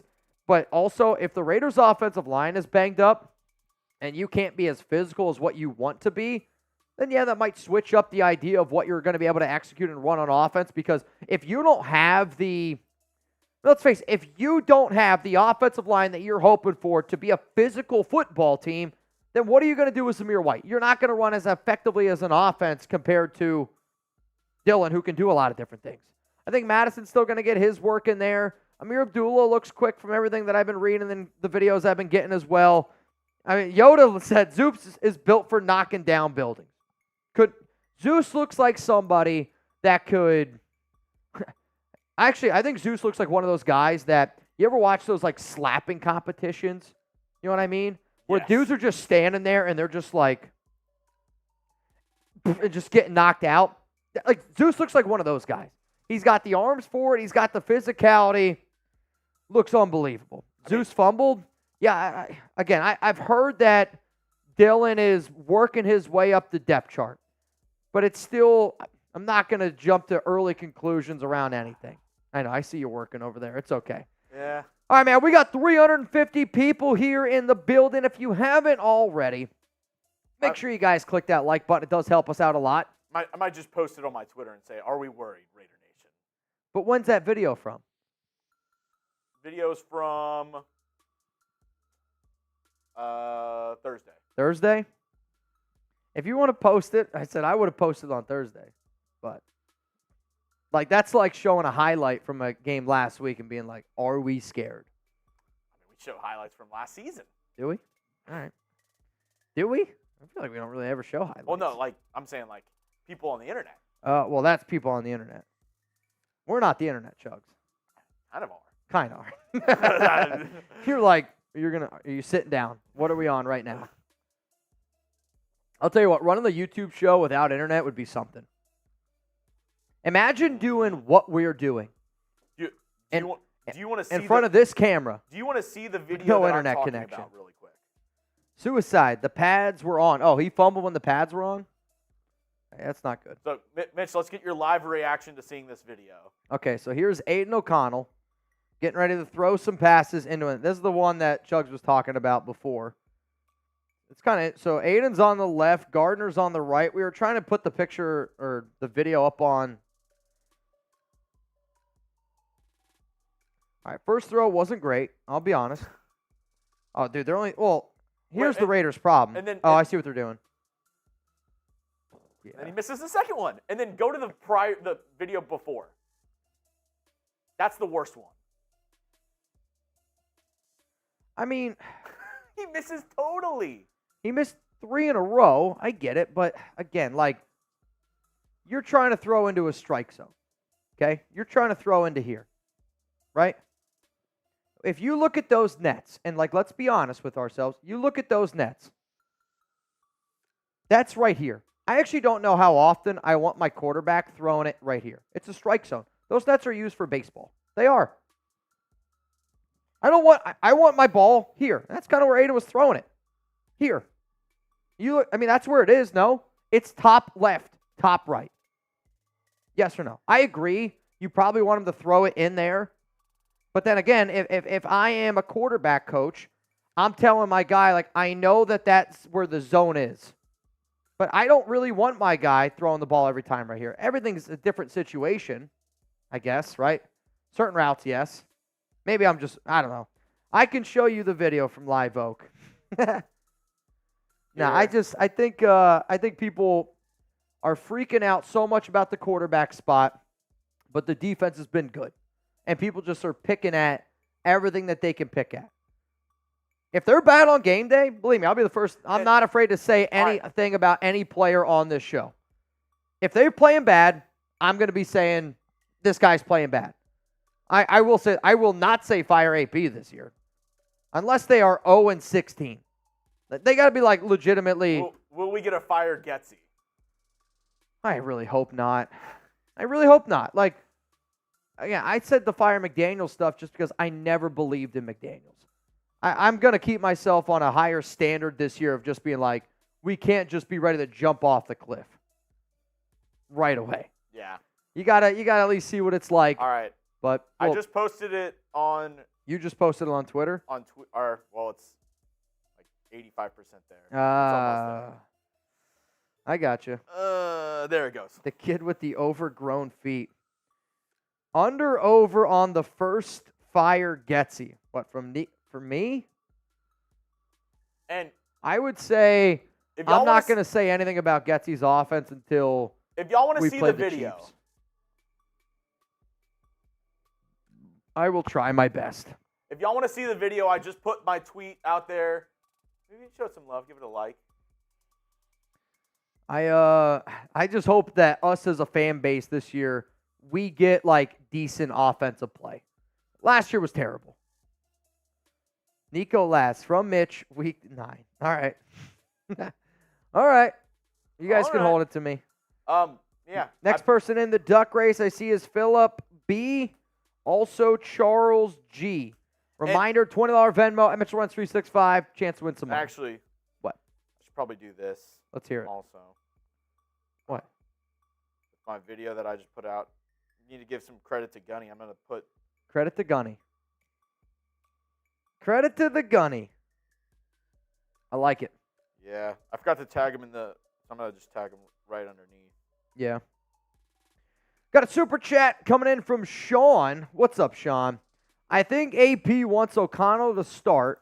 Brought in Minshew to challenge him in panic option just in case. F the Olympics. F the Olympics. Oh, that's the final part. Now, again, I'll be real with you. I have not paid that much attention to the Olympics for the sole fact of I've been away from my Bachelor trip. I don't even really watch a lot of the Olympics to begin with, if I'm being 100% honest with y'all. But, like, I do think that AP wants Aidan O'Connell to win the job.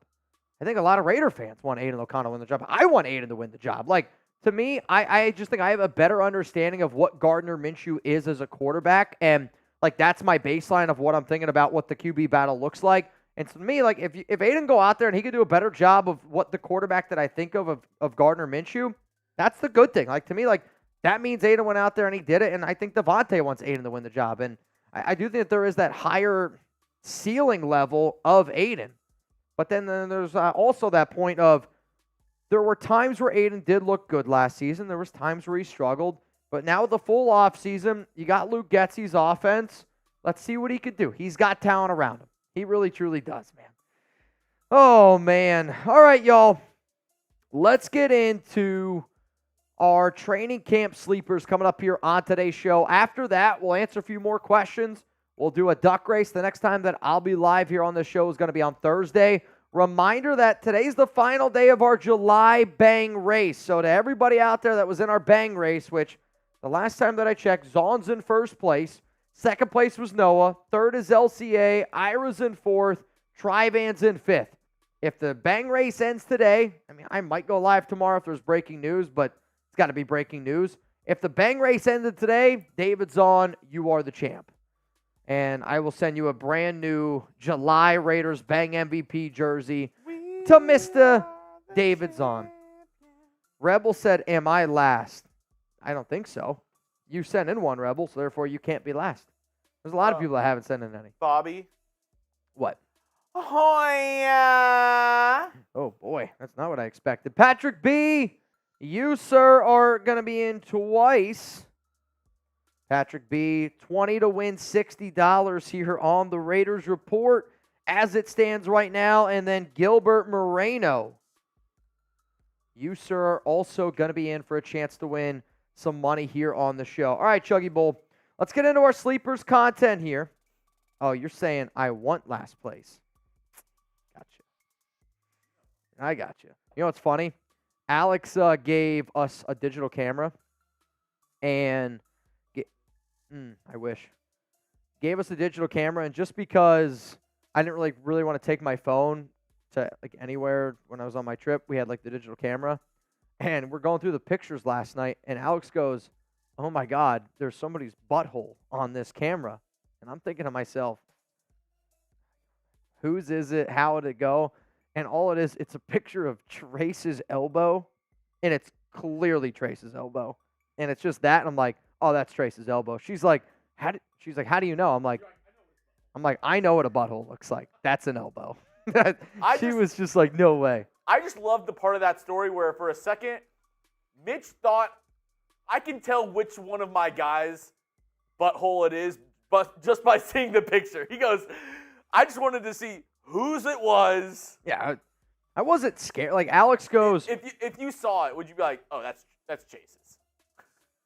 Like an actual butthole? I don't know if I could pick out an actual butthole. You're like, oh, I can tell who it is. But like, there was a part of me that was a little bit worried that it was an actual butthole pick. But as soon as I saw it, I'm like, oh, that's Trace's elbow. Yeah, clearly Trace's elbow. The Dwyers. Chiba, appreciate you, man. Appreciate you. What about him? The Dwyers, I don't really think I would. Like, and I feel like people just rip on me a lot for my quarterback talk because I feel like I'm one of the only people that do this, that I'm not afraid to say it when Aidan plays bad or when Derek plays bad.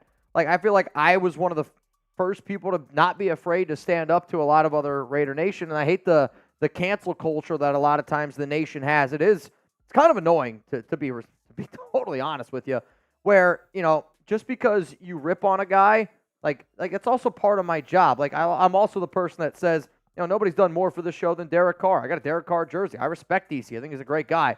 But, you know, if we're going to say that this is the Raiders Report, like, you know, if you want Derek Carr content, there's another guy that can do that for you. This is the Raiders Report. If Derek doesn't play well, I'll tell you. If Aidan doesn't play well, I'll tell you. But it's also the same thing when those guys do great things. I'm a Raider fan. I'm a passionate guy. And you all see it unfold right in front. Like, that's the coolest part about this show. I go through the ups and downs with y'all live exactly when they're happening. And sometimes there's a lot of emotions that get involved. And you don't really know exactly how you're feeling. You go back and you're like, all right, I overreacted there. You go back and you're like, all right, I properly reacted there. I didn't react enough there. That's how it goes. That's how it goes. Oh, it's time to move on, Dwyers. And I think like that was me. I think also, imagine if somebody asked you a question. Like, think about, is there a question that you ask your wife or a question that your wife's significant other, maybe your kids, ask you, and it gets to a point where you're like, I don't know how many more times I got to say this. Like, I bet you legitimately I have been asked probably close to 10,000 Derek Carr questions in the last 3 years, 4 years. It's a lot of questions. So, like, I love the fact that y'all take time out of your day to watch this show. I love the fact that, you know, I get to do this thing. But there are definitely people, when their names come up at this point, Derek hasn't been our quarterback for a year. And I think a lot of people that watch the show are like, oh, how are we still doing this Derek Carr stuff? It's all good. We all just want a QB at the end of the day. We all just want to just win, baby. And you know what? If DC was able to win me a playoff game, I'd bring him back in a heartbeat. And girls just want to have fun. And girls just want to have fun. Also, Ryan Bass, you, sir, are going to be in. I was surprised it wasn't Marshall's butthole on the. And then Blaine Craig, you are in. I will say this for everybody that's going to join. A reminder: if you're in the duck race today and you want to join our Zoom call tomorrow at 6:30 p.m. Eastern time, I got a good Marshall Green story. Oh yeah, I got a good Marshall Green story. Oh, Marshall. gosh. Yep. I mean, I might have a few good Marshall Green stories. He's got a little smirk. He knows it. He knows it. Yo, we saw we also in the airport. I didn't recognize because I don't really watch baseball. We saw the old Astros guy. Yeah. He's the one that had the Jose Abreu. I will say that massive human being. He sucked. Massive human being. Massive disappointment. Sure. Also, that Cancun airport was popping. Dude, it's popping. Next time you go, you got to try Guy Fieri's restaurant there. That's where we went. Awesome. Yeah, apparently it's awesome. I will say this, super expensive. Like, it's way too expensive. Guy, if you're watching the show, this price has got to be different. Like, How much was it? For me, I had one burger and fries. I got a water, and we all split guac because like they bring around those guac cars. For me, I left a $5 tip. It was $40. So like a burger. That's not too bad. I mean, a burger $30 is kind of crazy. No. For the airport. Yeah, but because Danny was at. It's probably the greatest burger I've ever had at a bar. But $30 is a lot for a burger. Danny was at an airport in New York, and a 10-piece nugget at McDonald's, a 10-piece nugget with fries, drink not included, just the nugget and fries, $20. That's wild. At the airport. That's craziness. See, that's worse. That I feel worse about. Because at least for me, like, the guac was unbelievable, and the burger was, dude, it was great. Like, everything we had there was super, super good. But they also have it in pesos. So you're, like, looking at the menu, and you're like, oh, this burger's only 439 pesos. And then you do the math on it, but they also get you because they don't give you the proper conversion rate. Where it's like, I think it's 19 pesos equals $1. They had it at 17, which was a big difference, to be honest. Again, it is what it is. It was good food, though. I highly, highly recommend it. I do. I see another super chat coming from Evil Mitch. Look up to the 200 Golden State Warriors logo and rank it 1 to 10. He's just talking about this logo. If I had to rank that logo on 1 to 10, that's a 1 to me. You don't like it? That's horrific. That is a Warrior double fisting a Chargers lightning bolt with a basketball. Like, that looks like something that I would create on PowerPoint when I'm in 8th grade. Yeah, they did a great job changing up the marketing and changing to the new logo. I mean, it's not a good logo. Like, let's be real here. That's a bad logo, Evil. If you like it or if you know somebody that designed it, then I love it. But besides that, I'm not a fan. Not a fan. You guys got to look it up. It's not a great logo. All right, let's finally get into these sleepers before I fall asleep. I can't wait to go home, hang out with Chuck. I told Jeremy that Chuck was so excited to see me when I came home last night, and he always follows me around. Dude was in my back pocket. I wake up this morning. We go out for our walk like we usually do, feed him, eats his food, and then I'll go back upstairs, and I'll take a shower, and then he'll go back to bed with Alex. And he looked at me, and I'm like, you coming in the shower with me? Like, jokingly. And dude walked in our bathroom, walked into the shower, and is waiting in the shower for me. And I'm like, dude, you got to get out of there. Come on out. So today, I'm going to take Chuck on a nice long walk. We're going to go visit Alex. She gets off work at 8. But those are my plans today. Before I do that, though, we're going to get into some sleepers coming up here on the show. Let me just get to my proper spot here in the dock. And reminder, y'all, again, like, I want all of y'all to be able to do a lot of amazing things with us this season. So please make sure you're subscribed. Make sure you got those notifications turned on. Nobody does what we do during watch parties. And I will say this. I'm going to be real with y'all. The drinking on this show is definitely going to come down a little bit this season, especially compared to what we've done in years past, just because my body I'm banged up right now. And I'm just like, game day, we'll always party it up. Thursday happy hour here during the regular season will be the only 2 days of the week that we'll really do anything crazy. But I was also talking to the bosses. We've done some cool giveaways. This year is going to be the best giveaways that we've ever done, and it's really not close. So, I want people to be able to get more from their bangs instead of just having me chug a bunch of stuff. And we're gonna counterbalance that a little bit this season. So please, subscribe, tell your friends. Let's keep growing this thing. This year is the year of giving back to the nation. the year of giving back to the nation. I like it. We got some good giveaways. We got some good prizes this year. And I think that you guys, for a lot of the OGs that have watched the show for a long time, you guys are going to be impressed because we're going to take it to a whole nother level. I think Raiders content creators, I think Raiders people in general, I've seen a lot of other teams out there that have a lot of different content creators. Raiders legitimately, I think, have the most balance from top to bottom. But, just like everyone else is getting better, we had a good few phone calls over the past 24 hours I've had. We're about to take it up a notch. And I hope you guys are ready to go. What's up, Blaine? I can't make the Zoom calls on Wednesdays. Because it's golf day with my son. Hey, that's understandable. That's one of the most respectable. I actually wanted to learn how to play golf so that way I could do more of that stuff. My dad doesn't know how to play golf at all. But being able to do something like that with your son, that's really freaking cool, man. What do you shoot?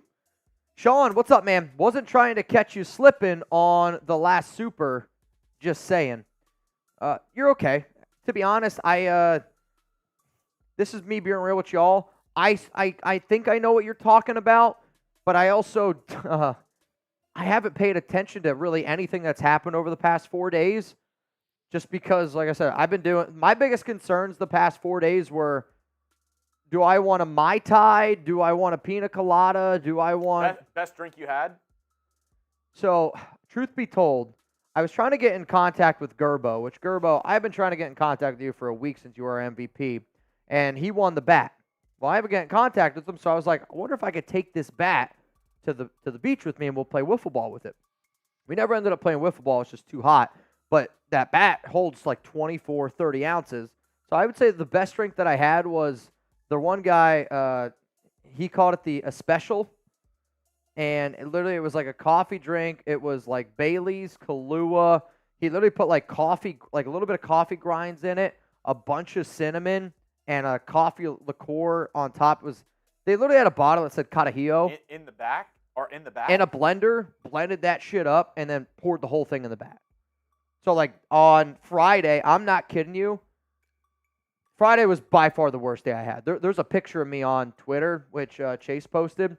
You can see me on Friday night. My eyes are legitimately not open. Like, when I tell you they are closed, they are, I don't know if they could be more closed. I know what picture you're talking about. Oh, you do? Oh, yeah. I mean, I don't know if y'all can see this. This is, I'm literally asleep in this picture. Lower. Yeah, there we go. Yeah, you can't really tell. That's the picture. You guys go check it out. Bro, I'm asleep. I had heartburn. I woke up the next morning, and I was like, bro, I feel like Bryce heartburn. And then Chase wore a Bryce Harper jersey that night. It's kind of wild.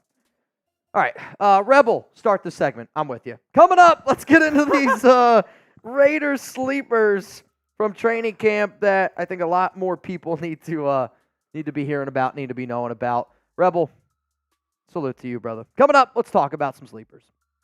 Raider Nation, what's going on? It's Mitchell Renz here. Coming up here on today's show, we're going to look at 5 sleepers that have been pressing at Raiders training camp so far. I'll admit, for a lot of the OG Raiders Report watchers, for a lot of the real ones, and if you're a real one, spam RO4L down below, you're going to see 1 or 2 of these names. You're going to be like, how is that guy even a sleeper? We also have to remember, not a lot of people watch Raiders content, shows in general, May, June, and July, and our audience is about to really, really climb high in the next week, 2, leading up to the regular season. If you're like, wait a minute, why do Raiders Report watchers know this? Because to me, Raiders Report watchers, those are the real ones, and we do a lot of training camp news. We go live at least 3 times a week. If breaking news happens, I got you covered. 100% for free, and when breaking news does truly happen, like if the Raiders sign a big-name guy and I'm live, we're going Oakland style. If it's a Raiders game day, we're partying Oakland style. We're going to have a lot more giveaways this year, and the only way that you're going to be able to get any of this information for free and win some stuff is if you hit that subscribe button and if you turn on those notifications. Just make sure that those notifications are turned on all. All right, let's go to the first name. I don't have these guys ranked in any particular way, but the first name up here is Harrison Bryant at tight end. And to me, the reason why that I think that he is one of these training camp sleepers is simply because Brock Bowers been getting a lot of attention.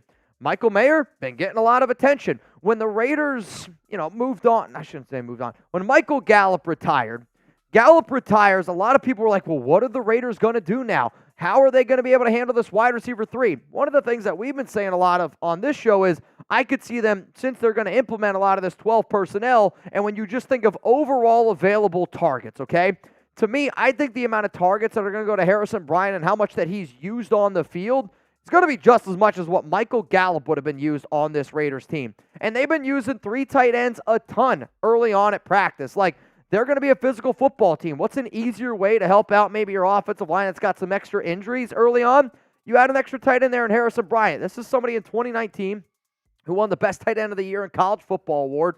He's a hell of a blocker. That's going to help him get on the field. And Getsy continues to say that this whole group has been awesome. And, you know, we hear so much about Max Crosby. You hear so much about the Christian Wilkins. But, like, when you hear so much about Bowers and Maye, it's not because Harrison Bryant's not playing well. It's because that's where the media wants to know. That's where fans want to know. But based on things that I know, Harrison Bryant has been a really solid player at Raiders training camp, and I don't think that you guys should be sleeping on him because of his blocking ability. He might not light up that stat sheet, but he's going to find himself on the football field. Hell, here's what Raiders offensive coordinator Luke Getsy had to say about the tight end group so far.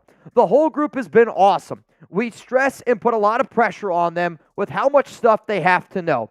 They have to be a tight end. They have to be a receiver. They have to be a tackle. They have to be a running back. They have to do a lot. And because of the 12 personnel, and I think when you just look at everything that the Raiders tight end group is going to be asked to do this upcoming season, that a lot of people that watch this show are going to know that Harrison Bryant is a name to keep in mind. He's a name that y'all need to see, and he, damn it, deserves to be a sleeper on my list at least. So let's talk about Bowers, Maye, and Harrison Bryant, and let's play a little bit of a game here. How many combined receptions, okay?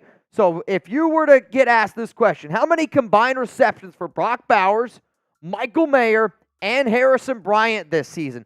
This is going to be the pinned comment here on today's show. You're about to get hit with a YouTube ad break. I want you to scroll on down and give me your answer, because after this ad break, I'm going to give you mine.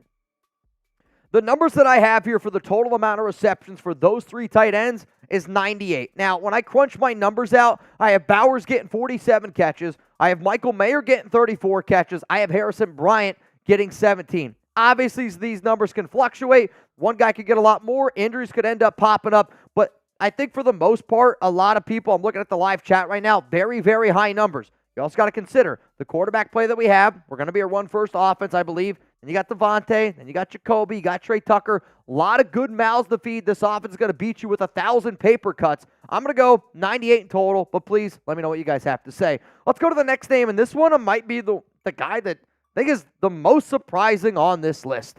Wide receiver Alex Bachmann. Now, some of the notes that I've received while I was away on my bachelor parties, on top of some of the notes that I've received just in the last, let's say, 48 hours on Bachmann, have been kind of, surprising, where I got to take a little bit of an L here. When the Raiders signed Bachmann, I was like, this is just going to be a name, a random name, blah, blah, blah.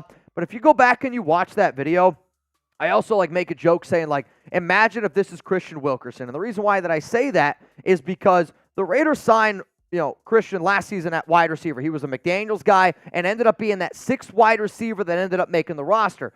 What if Bachmann ends up being that final guy that ends up making the Raiders roster at wide receiver because of the injuries, because of some other things that ended up going down? Now, all the reports are that he's been making some big catches. He's been making some big plays. He's running solid routes, and, he's just running good routes. He's getting open, and for the quarterback play that we have this season, it doesn't really surprise me all that much that they're looking for a good route runner. He's been battling with Christian Wilkerson and also been battling with Keelan Doss. Hell, somebody told me that he's been the best out of those 2 names. And I think for a lot of Raider fans, you have that image in your mind of how good you think Keelan Doss is, right?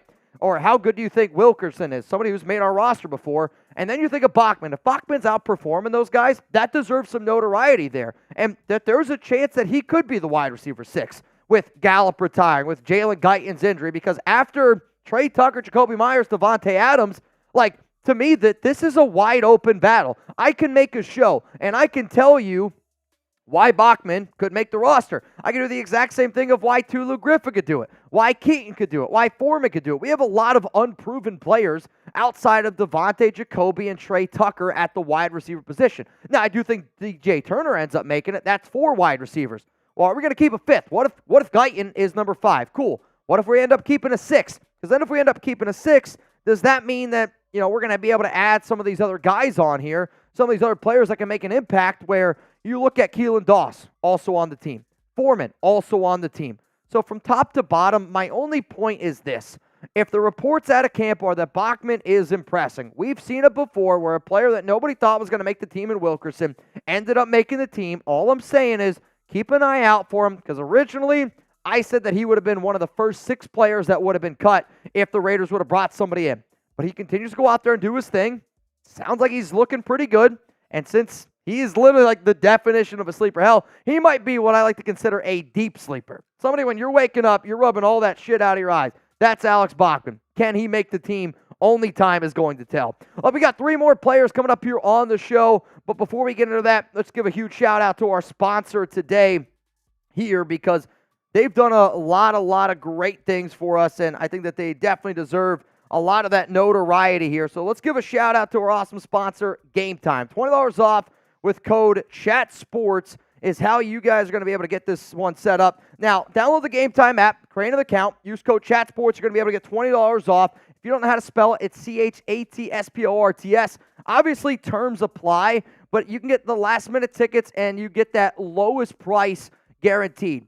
Gametime offers you a lot of really amazing things, and I think for Chuggs and I, we love using Gametime because anytime you go out to Las Vegas, there's a lot of different things that are going on, and you want to have a lot of different things planned. Like, that's totally fine. Whether you want to go to a Raiders game, maybe you want to go to a concert like Adele, like Chuggs has done. Bottom line is, with the regulars preseason and regular season right around the corner, Gametime is that perfect app for the nation, and I love their app because you can get those last-minute deals. You can save up to 60% off buying last-minute tickets for sports, concerts, comedy, theater. You get the all-in pricing, which is toggling this feature shows the total upfront with no surprise fees at checkout.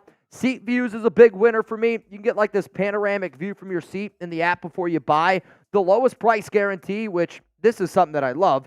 And if you don't get that lowest price guarantee, Gametime will credit you 110% of the difference. So nation, download the Gametime app, create an account, use code CHATSPORTS for $20 off your first purchase. Download Gametime today. Last-minute tickets, lowest price guaranteed. Baseball, we got tickets for that. There's tickets right now, like I said. You can get tickets, I want to say, for like the Minnesota Vikings Raiders preseason game. You get that for like $12. Last-minute tickets, views from your seat. Flash deals are cool too. You go on the Gametime app, and this is what I like to do personally. Like if I'm going to buy a game where I'll literally wait until like 2-3 hours right before tip-off for a Mavs game or a hockey game for the Stars, or if I am in Las Vegas and I'm waiting for an event, I will literally wait like an hour and a half, 2 hours before that event. Then Gametime will offer you a flash deal. You swipe that bad boy, and all of a sudden, they're giving you like the best deal available. It's like a take it or leave it situation. So those links are going to be available to y'all down in the comments, down in the description of today's show. Shout out to Gametime for sponsoring the Raiders Report. Here we go. Let's go to the next deep sleeper here on our show that I think has been impressing at training camp. It's Tyree McAllister. Now, this could be the name that, I'm not kidding you, if you were to tell me, Mitch, who's the most surprising player that ends up making the roster, I'm going to say McAllister. And this is a dude that's got legit, and I'm talking legit 4.3 speed. I want to say that he ran like a 4.34 at the NFL Combine, or not a Combine, but when he ran his 40-yard dash time, was a practice squad player. But the reason why I want y'all to keep an eye on Tyree McAllister is because of everything else that is happening. And one of the reasons why I love rumors, right? One of the reasons why I always say where there's smoke, there's fire, is because if you follow a lot of the tea leaves, you can kind of start to pick this stuff out. So Trey Tucker, Jack Jones, Nate Hobbs, and McAllister have been the 4 main kick return, punt returners during Raiders training camp so far. McAllister has punt return and kick returning experience back in college. I want to say he averaged like 15 on punt returns and close to 25 yards on kick returns. But like, he also was on the Broncos practice team in 2022. Mitch, why is that important? Well, the Raiders special teams coach Tom McMahon was with the Denver Broncos when McAllister was there. And then on top of that, he's got that legit speed. But think about this, right? McAllister has been listed as a running back, and he's also been listed as a wide receiver.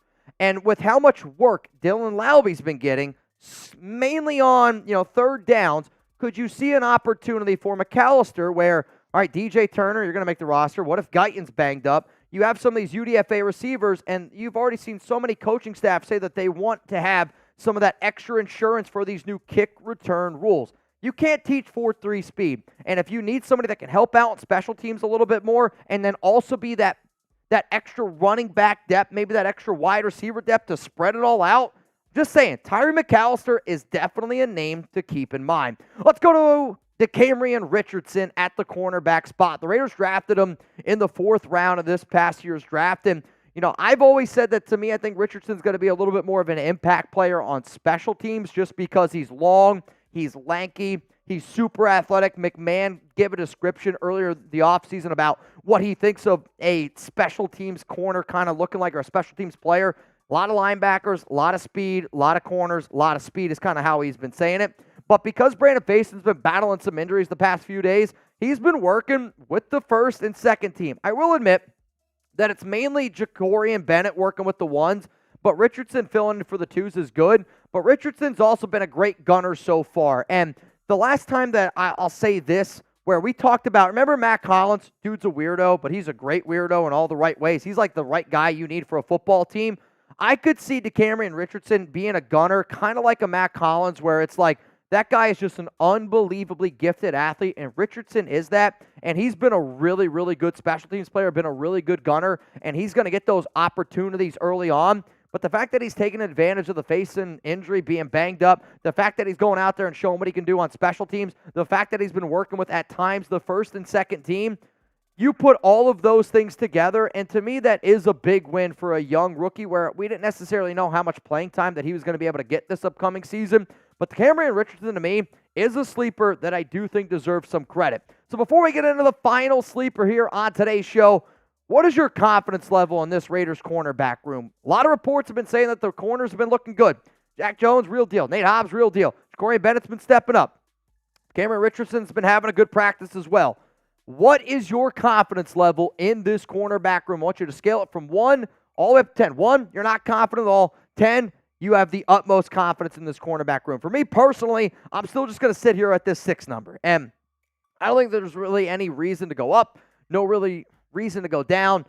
Yes, the corners have been playing well. I think it's also because of how good the Raiders' defensive line is, the Raiders' quarterback situation, the Raiders learning a new offense, a lot of ups and downs here. But the fact that some of our younger athletic corners are taking that step forward, you got to absolutely love seeing that as a Raider fan. Before we get into that final name again, man, if anybody wants to be able to hang out with Jeremy Chuggs and I in North Carolina, we're going to be in the Raleigh, North Carolina area. You can hang out with us for our Week 1 watch party by going down here. It's absolutely free to attend. There's going to be food. There's going to be drinks. There's going to be raffle prizes, all that kind of good stuff. And if anybody enjoyed what we did during our Super Bowl watch party, it's going to be this just a lot bigger because it's a Raider game day. It's at the Back Den Bar and Grill, and seating is limited. This is like an outside-inside bar type of area.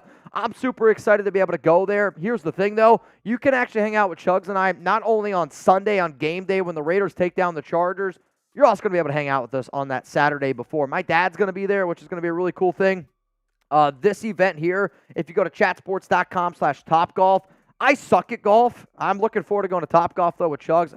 I'm not kidding you. I'm literally just going to try to hit the ball as far as I can every single time. Like, that's what I'm going to do. I'm going to try to blow my back out trying to hit a golf ball. But you know what? 20 tickets is for everyone to be able to enter the raffle. It's like based on, the more tickets you buy, the better chance you have to get in. But it's like one ticket's $20. Bottom line, if you're going to be in that area, if you're on the East Coast, I've heard some Mount Raidermore is going to be pulling up as well. Chatsports.com/topgolf. Love the experience. Going to be a lot of fun, and I hope to see you there. Let's go to the final sleeper here, and it's Dylan Laube. And the only reason why I got to put Laube on this list is because, for whatever reason, people are still acting surprised about all the reports that are coming out from Laube. Like, shit, this has been a player that Chuggs and I have been saying for a long time. Going to surprise some people. Made a show around him saying, like, this is one of the young players that not a lot of people are getting a lot of attention on.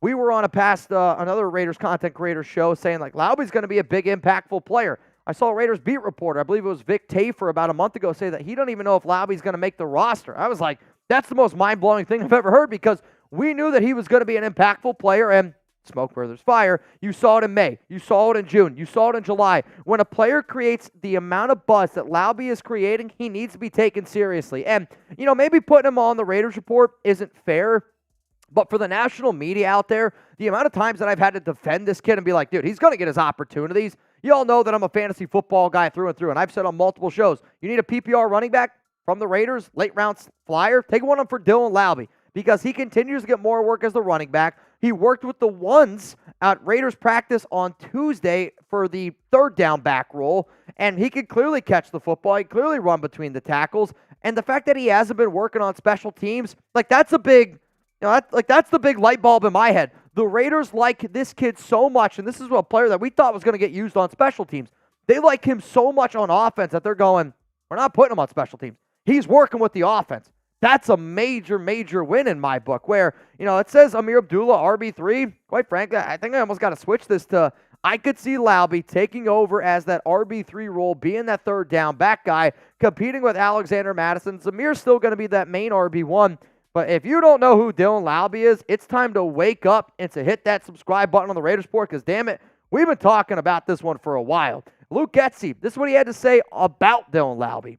He's off to a great start. The game comes natural to him. He has a great feel for it. The decisions he has to make, they come to him naturally. As far as responsibility-wise, he doesn't have the errors, so that's really cool to see from such a young guy. When you have a young player that doesn't commit the bonehead dumb errors, that's a big win, especially this early on. Especially for a team that's just preaching on, we got to go out there, we got to execute at a high level. You got to go out there and make sure that you're not committing any turnovers. And I think the other part of it is when you lose a player like Michael Gallup, when you lose a player potentially like a Jalen Guyton, and you're thinking about the targets that might have gone to those players. I mean, to me, Michael Gallup maybe have gotten 50 targets on the season. Maybe he would have gotten 40. You know what's easy to do? Take those Michael Gallup targets, bundle them up, and you give them to Dylan Laube. Because if you give Laube 40 targets this season, he's bringing in 30 balls, and he's going to wreak some havoc there because this guy in open space, he can move. He might be the most athletic running back that we have on our roster right now. So one more time here are the top 5 players that I have as Raider sleepers, and I wanted to do this a little bit different in terms of what's the percentage chance of those 5 guys making this roster. For Bryant, Richardson, and Laube, it's 100%. They're not going anywhere. For Alec Bachmann, I'm going to put it at a 20, and for Tyree McAllister, I'm going to put it at a 25% chance that they make it, and that one's just a little bit more to do with the special teams aspect side of it. I gave McAllister that extra bump because he is the better athlete. You can't teach speed, and because he is listed as this hybrid wide receiver running back role, in my book, it just gives him a better overall chance to potentially make that roster. Chuggs, football this Thursday. Texans, Bears. Football's so back. Caleb Williams isn't playing in this game, but what do we expect? I know, and I didn't expect him to play in it either. I'm definitely watching. I'm definitely going to be rooting. Tyson Bagent's going to be playing. It's going to be a fun one. I know that not everybody's going to watch this game. I will watch this game. I love football so much that when it's on TV, it's if I knew that, well, yeah, you're going to be live for it. If anybody wants to watch and hang out with Chuggs on Thursday, he's going to be live for it. I just can't wait for football to be back, man. I even the Raiders preseason, I'm so excited. It's stupid how excited I am. If y'all want to go a little bit crazy, also, I'm going to be live on our Texans channel for this game. We have a huge battle up against our Bears channel. It's a David versus Goliath kind of situation. No doubt. Also, if you want to meet all the new guys here at Chat Sports, they're all going to be training live on my watch party. Oh, all really? 3 of the new producers. So you'll be able to see the newest. I don't even want you guys to see them. I want you guys to destroy them. That's Joey, seek and destroy, man. Joey, Reed, and Goldie. Oh, dude. All 3 of the new guys. Yeah, y'all would F up Goldie. All 3 of the new guys will be there live training. So honestly, I know we say this a lot, you never know what's going to happen. Realistically, you don't. We don't know what's going to happen. We don't know if there's going to be some errors. We don't know if there's going to be some graphic stuff going on. You'll have to tune in and see. You legitimately do not know. And that's kind of one of the craziest things about it. Sean, we're trying to make it a shit show. I want to see which one of the new guys gets down the most. Yeah. And I think the best way to test them is with Raider Nation. If we want to see which new guy has the stuff, has the right chops. Hey, it's a good test. It's a good test. I was looking out to see if any of them are. I think they're all training right now. Probably. I mean, this is usually for Chat Sports where this is their Rocky montage moment right before they go live on. We do a lot of training, man. Honestly, this is kind of the time of the year where I'm just excited to get back to football, just because our schedules definitely get busier, but I actually think it gets easier because there's so much more to talk about. Where the off season's tough. The off season's tough in a sense to talk about just because you're like, especially for how often we made videos, it's like May, June, and July. It was like, what the hell am I going to talk about today? Let's do a Madden sim. Yeah. All right, we got final call here to get in for our 50-50 raffle or duck race. Very important question. I actually didn't get to this today. Okay. Is cheesecake a top 3 dessert? It's National Cheesecake Day. See, Yes? I would top 3 in all desserts. See, I would classify cheesecake as almost like a taco, where I say it like this. I could eat 30 different kinds of cheesecakes just like I could eat 30 different kinds of tacos. If you're telling me I just got to pick a plain New York-style cheesecake, my answer is no. It's great. Yeah? Better than, like, a really good ice cream or cake or pie? Cookies? Milkshake. Number 1. Nico Laz, you're in. Amy, you're also in. $20 Venmo to win 110. The only reason I say no to that is because molten chocolate lava cake exists. If I see that, what's better, cheesecake or pie? Like what kind of pie? Apple pie? Well, no. To me, it's the same thing. Like I'd rather have apple pie compared to blueberry pie. But if you're just saying pie or cheesecake, I would pick cheesecake. Devin said, I love cheesecake. Hot brownies with ice cream? Or cheesecake? I would rather have hot brownies with ice cream over cheesecake. However, I've had like a Nutella cheesecake before. It was one of the greatest things I've ever eaten. Dude, one of the best things I've ever had at the state fair this past year. They had a full piece of cheesecake on a stick dipped into cookie butter. Yes, that would be a problem. It was delicious. And then like a lemon meringue cheesecake, and then on the top, they sprinkled like the crumbled up cookie a little bit on top. Here's a question. Is key lime pie closer to a pie or cheesecake? Probably cheesecake. Yeah, I kind of agree with that. I don't know. It just randomly popped in my head. But I mean, dude, molten lava cake is up there for me. Like a molten lava cake with a good scoop of vanilla ice cream. See, that's my 1-1. I love chocolate, but to be oddly enough, my favorite dessert with like ice cream on top is probably like an apple pie or like a peach cobbler with ice cream on it. Blueberry cobbler. The best peach cobbler I've ever had is from Alex's dad. He makes it's a problem. I'll eat way too much of it. Way too much of it. But, it is what it is. Churros? Love a good churro. It's got to have the cajeta. Is that what it's called? Cajeta, the Mexican caramel inside. That's a must. Dude, I'm telling you and Alex got to check out the spot that's right next to me, dude. Yeah. I sent it to Alex. Their churros with the – oh, you sent it to her? Yeah, I sent it to her. Before my batch party, I tried not to eat anything bad for like 2 weeks. What did Alex say about it? I don't remember. I mean, she bookmarked it. Like, it's in our places to try. I need to go there with Alex so she can talk to the people who work there for me. I'll get to hook up. And let me know some of the, what is actually – because they have, a bunch of they have Berea ramen, Berea pizza. They have, all the kinds of candies. They have mangonadas. They have homemade paletas. They have crepes. They have churros. They have – I mean, Alex, out of everything you said there, Alex is a big churro fan. They have the watermelon where they dip it in the chamoy. Oh, see, that would be – They have fruit. They have everything. They have we blend up a lot. Like, Alex and I, we'll buy, cantaloupes, waterlopes, melon, and we'll make, like the melon water or whatever the heck they have those agua frescas? Yeah. That's really good. They have that. Chuggs is a modern-day 411. It's unbelievable. Food 411. You know what 411 is? It's like you just have the info on it, the scoop. You don't know what 411 is? No. No? Chuggs is like, I know Zoe 101. Oh. I knew that. I knew you knew Zoe 101, but not the 411. Dude, and it's so crazy because this is the power of, social media, online and stuff. This place was right next to us for the past year, and we hadn't gone to it. We didn't even know about it. Mm-hmm. We had just, driven by, not even a second thought about it. control life. Antelope is better. I hope you mean cantaloupe. Because an antelope slushy just sounds horrific. You're like, that's the last thing that I want. Yep. Dude, yeah. They have...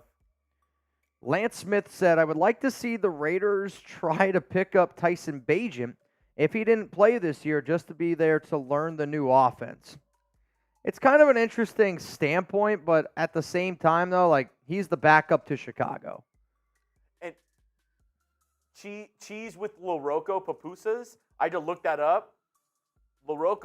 Cheese with LaRocco is like, which I'm probably not, it's probably like Rocco or something like that, is like a spice that they put with the cheese, I guess. I'd have to see it. In a pupusa. Honestly, what you're saying right now sounds illegal. They have the Rocca in a pupusa. Dude, they have... You're not saying real things. Oh, dude. I'll have to ask Alex. Send me again. I'll just make sure with Alex that it's bookmarked. Oh, bro. They have so much stuff. They have tacos. Okay. I didn't get it, but I wanted to get it last time.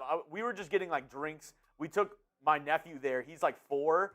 And, like, whenever you go in, they have, like, seats that are, like, ice cream cones and, like, a Cookie Monster seat and stuff. And then, like, they have a ton of ice cream and paletas, which is, like... the Rocca is a veggie. Oh, it's a veggie. That's what LaDark Swan just said. I don't know. Look gas. They also have the Mexican hot dogs, like the Sonoran dog, where it's hot dog wrapped in bacon with a little bit of mayo, queso fresco, and some pickled jalapenos on top. I love queso fresco. Bro, have you ever had a Sonoran dog? I don't like hot dogs. Oh, yeah. It's that and canned tuna. Tuna from a can, I don't know what it is. It just grosses me out. The only kind of tuna you like is clock. Correct. I'm like, where is that going? All right, I'm going to send the list over to Chuggs. Right now, $20 Venmo to win $110 here on the show, which let me send that over to you now. All right, so I just sent the list over to Chuggs as we speak. And as it stands right now, 20 to win, 110. The next time, I actually sent it to Jeremy. It's on me. I'll send it to the other guy. Might be. Well, you're good. The next time that you guys are going to see me live on this show is going to be on Thursday, but I'm going to have Trace, and Trace is going to be with me, so that way Jeremy can get ready for his Texans live show, which, again, like, I want you guys to go support Jeremy. Like, every time, like, Jeremy does the Texans show, it helps Chat Sports out. Believe it or not, it helps me out. Helps out our company grow, helps also, put more money in Jeremy's pocket. So if you guys go check it out, please do. And we're getting close, guys. We're about to have a channel for every single team. I guarantee you this time next year, we at least put out videos for every single team. Genuinely, the only team that I'm not sure that we would is the Chargers. And that's just, I think Chargers would be the last team. I know, but it should be his second channel. I think it would, but that would be the problem. I don't know how much it would actually get done. I mean, it's an honest thing. Yeah. I don't know. I think Chargers would be the most difficult, just because, company logistics wise, and there's not a lot of fans there. I mean, that's the truth. You'd have to do watch parties. True. That's That'd be true. tough. Yeah. They have no fans from Ron. You are not wrong, my man. All right, y'all. We're going to do this duck race, and then I'm going to get the hell on out of here. 3, 2, 1, run it. I had to do swimming. I had to. I did enough swimming this weekend. Well, it's not even swimming. You're just floating. Jamari looks like he's got jaundice. He's got, like, yellow skin. Who? Jamari. Oh, yeah, Jamari, you got to get that checked, bro. I don't know what. Phillip and Patrick are obviously related. Yellow. Goots is moving right now. So is Blaine Craig. Amy's got the crazy green hair. Oh, dude, that'd be wild. Gilbert Moreno trucking right now. Nico Laz, Ryan Bass. Ryan needs to close his mouth. He's way too happy to be in. Is that smile? What is that? It's Patrick B, too. Yeah? Goots. Dude, this one's going to come down to the Warrior. I'll tell you this. I like where Nico's at. Jamari, you can tell, shaves his entire body. Ryan Bass and Phillip. This is going to come down to it. Gilbert Moreno. Charles G. Goots. It's the Goots. Goots, baby. See, Ryan Bass, I think, struggled because this looks like it was chlorine water. And that's not the advantage that he was looking for. Jason Gutierrez. Congrats to you, my good sir. Congrats to you, my good sir. Jason, if you could please confirm down below that you just received $110. Hey, that'd be dope. All right, y'all, the next time that you're going to see me on the show, like I said, is going to be Thursday. I'll be live, probably same time, 4 p.m. Eastern time. I'm going to be with Trizzy Trace. Chuggs is not going to be there with me because he's going to be live for Texans-Bears that night. But then the following day, are you with me? I think you're with me the following day for Raiders Friday Happy Hour. All right, yeah. He's going to be with me for Raiders Friday Happy Hour. We didn't get any banks today, which means that I'm going to end the show, and that means that David Zahn is our July bang winner. Is that correct? I think that's correct. So, July bang winner is going to go to David Zahn, unless Noah Santana, unless LCA, Ira, or anybody else does anything crazy. But my numbers that I am shown right here are that David Zahn is our bang July MVP. Good. Jason looks like he got it. Sick. Awesome stuff. All right, y'all. I'm getting ready to get on out of here. Appreciate each and every one of y'all. And I'll still get you guys a video tomorrow around Raiders training camp since they're practicing. I just won't be live. So from me, from Jeremy Chuggs, good night.